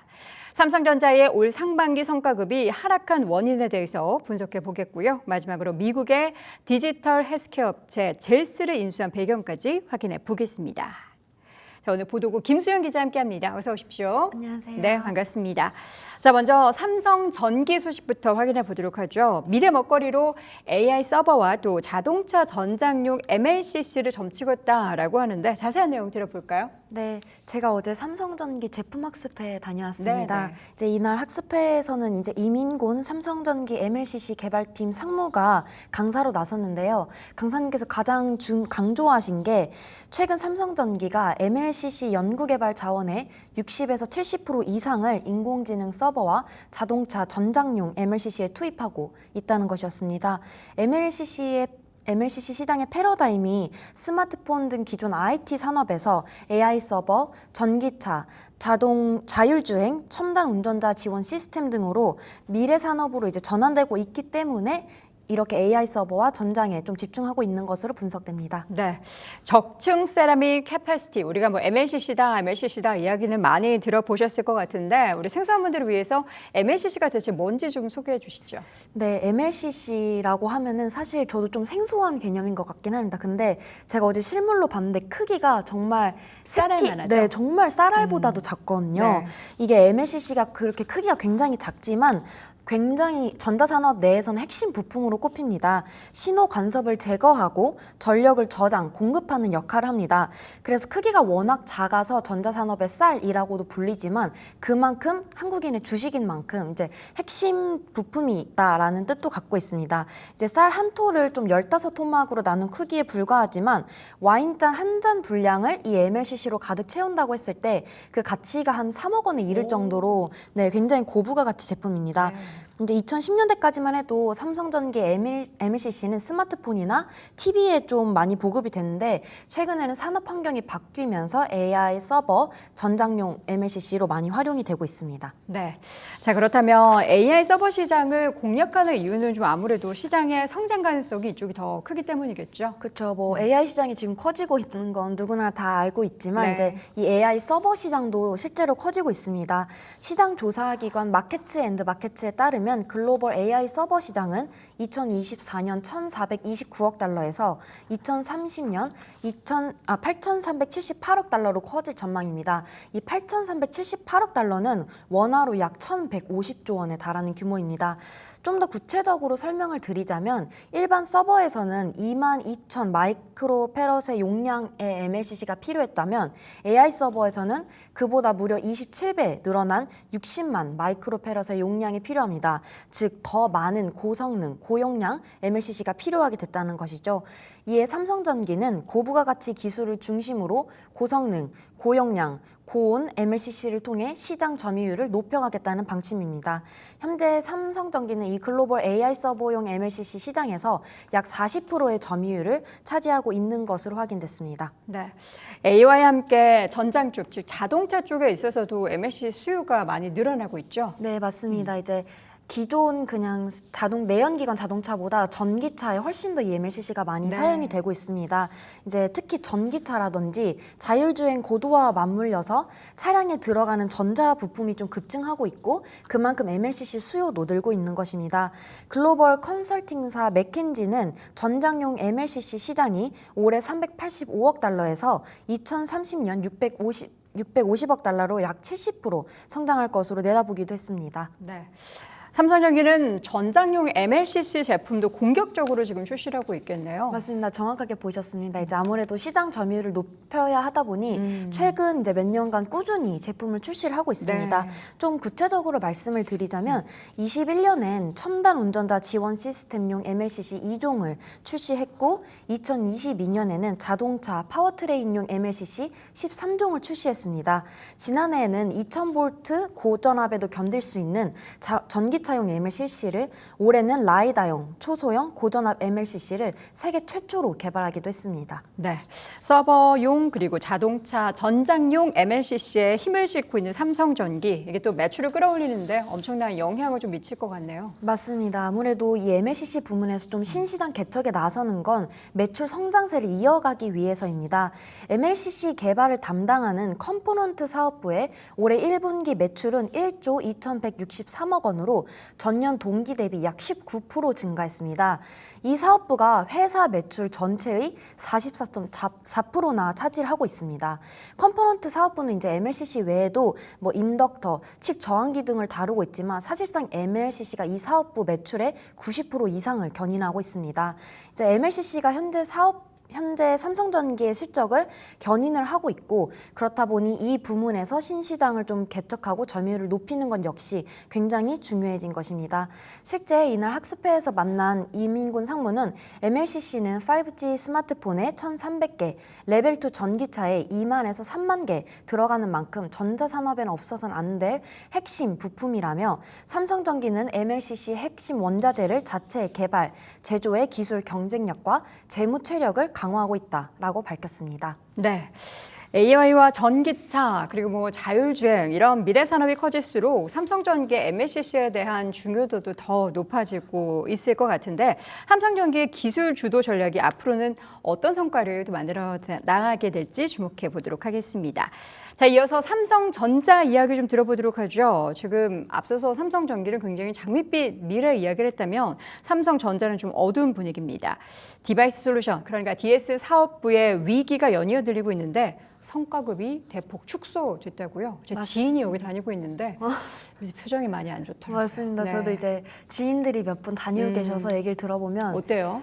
실제로 예상은 했다고는 하더라고요. 이게 그쵸? 워낙 이게 뭐 위기가 이제 1, 2분기 지속되고 있다 보니까 네. 예상은 했지만 실제로 실제로 받아들여 보니까 마음이 좀 좀 이제 붕 뜨고 씁쓸하다. 네. 분위기도 확실히 안 좋다고 하더라고요. 네, 실제 어떻습니까?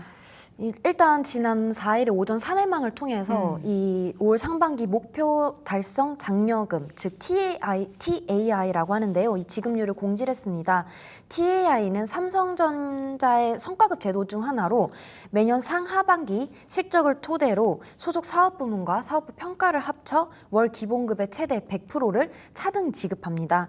다만 올해 상반기 DS 부문의 성과급은 최대 월 기본급의 25%에 불과했습니다. 파운드리 사업의 부진이 이어지고 있는 데다 낸드 플래시 업황이 좀 둔화하면서 성과급 규모가 대폭 축소된 것으로 풀이됩니다. 다른 사업부의 경우 시스템 LSI가 12.5%, 반도체 연구소가 12.5%, 파운드리는 0%로 책정됐습니다. 네. 네. 삼성전자 이제 DS 부문 임원 같은 경우는 경영 성과 개선의 결의를 다지는 차원에서 네. TAI를 반납하겠다라고 결정하기도 했습니다. 자, 분위기가 많이 좀 뒤숭숭할 것 같아요. 네, 실제로 아까도 말씀드렸지만 굉장히 좀 뒤숭숭하고 이게 아무래도 경쟁사랑 좀 비교를 할 수밖에 없지 않습니까? SK 하이닉스. 네, SK 하이닉스 같은 경우는 이제 생산성 경력은 똑같이 이제 1년에 2번 지급을 하는 건데요. 네. 올해 상반기 지급률이 무려 150%에 달했습니다. 삼성전자의 25%와 비교하면 굉장히 좀 격차가 많이 벌어지고 있는 수준이죠. 그래서 실제로 DS 메모리 사업부에서 재직 중인 30대 이제 직장인 A씨 같은 경우는 이 TAI 지급률 이제 발표 이후에 분위기가 조금 더 어수선해졌고 아무래도 첫 직장인지라 좀 애정을 갖고 있었지만 현실적으로 이직도 고려하고 있다라고 좀 밝히기도 했습니다. 네. 이직을 고려하고 있다는 얘기는 그 블라인드 이런 데 보면 굉장히 많이 거론된다고 저도 네. 캡처본을 보긴 했는데 지금 상황에서 많이 뒤숭숭한 가운데 삼성전자 DS 부분 성과급이 엄청나게 높았던 시기도 있었잖아요. 맞습니다. 이게 그래서 조금 더 논란이 상대적으로. 많이 되는 것 같아요. 이게 네. 불과 몇 년 전만 해도, 그러니까 2015년에서 2023년 상반기까지만 해도 삼성전자의 TAI 지급률은 월 기본급의 100%였습니다. 사실상 이제 DS 사업부가 황금알 같은 존재였죠. 그렇죠. 네, 하지만 반도체 이제 업황이 꺾이기 시작한 2023년 하반기부터 하락세로 좀 전환이 됐습니다. 실제로 지난해 상반기 TAI 지급률은 월 기본급의 최대 75%로 줄었고 올해는 25%로 대폭 축소됐습니다. 네. 실적 부진도 이제 한몫했습니다. 삼성전자는 올해 2분기 연결 기준 74조 원의 매출액과 4조 6천억 원의 영업이익을 낼 것으로 잠정 집계했다고 공시했는데요. 매출은 전년 동기 대비 0.1% 감소했지만 영업이익이 무려 56%나 급감했습니다. 이렇다 보니 이제 TAI를 높게 설정할 수 없는 실정이죠. 네. 어떻게 하반기에 좀 반등할 가능성 있나요? 이 증권사마다 조금 컨센서스가 이제 갈리긴 하는데 그래도 전반적으로는 좀 밝진 않습니다. 이게 아무래도 반도체 시장의 핵심 플레이어인 엔비디아를 좀 눈여겨봐야 하는데요. 엔비디아는 HBM4를 적용한 차세대 그래픽 처리 장치 루빈을 내년 양산을 목표로 시범 생산에 돌입했습니다. 이르면 오는 9월에 이제 고객사에 샘플을 제공하겠다는 계획인데요. 네.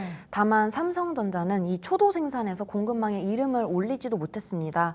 그리고 이제 공급사의 기술력만큼이나 이 고객사의 신뢰도가 좀 중요한 만큼 엔비디아의 퀄 테스트마저 이제 삼성전자가 통과를 하지 못하면서 새로운 고객사를 좀 확보하는데도 어려움을 겪을 것이라는 관측이 나오고 있습니다. DS 사업부에서 재직 중인 한 직원은 HBM, 파운드리, 시스템 반도체 이 세 축에서 고성능, 고수율, 고저전력 구현을 입증을 해야 하는데 지금은 사실상 뾰족한 돌파구가 없는 현실이라고 꼬집기도 했습니다. 네. 하반기의 성과급은 어떨까요?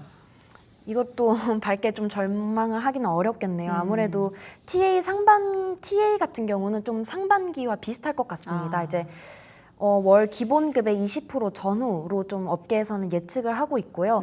연 1회 지급되는 초과이익 성과급인 OPI 역시 최근 2년간은 한 12에서 16% 수준이었는데 네. 올해는 좀 5에서 10% 정도로 줄어들 것으로 관측이 되고 있습니다.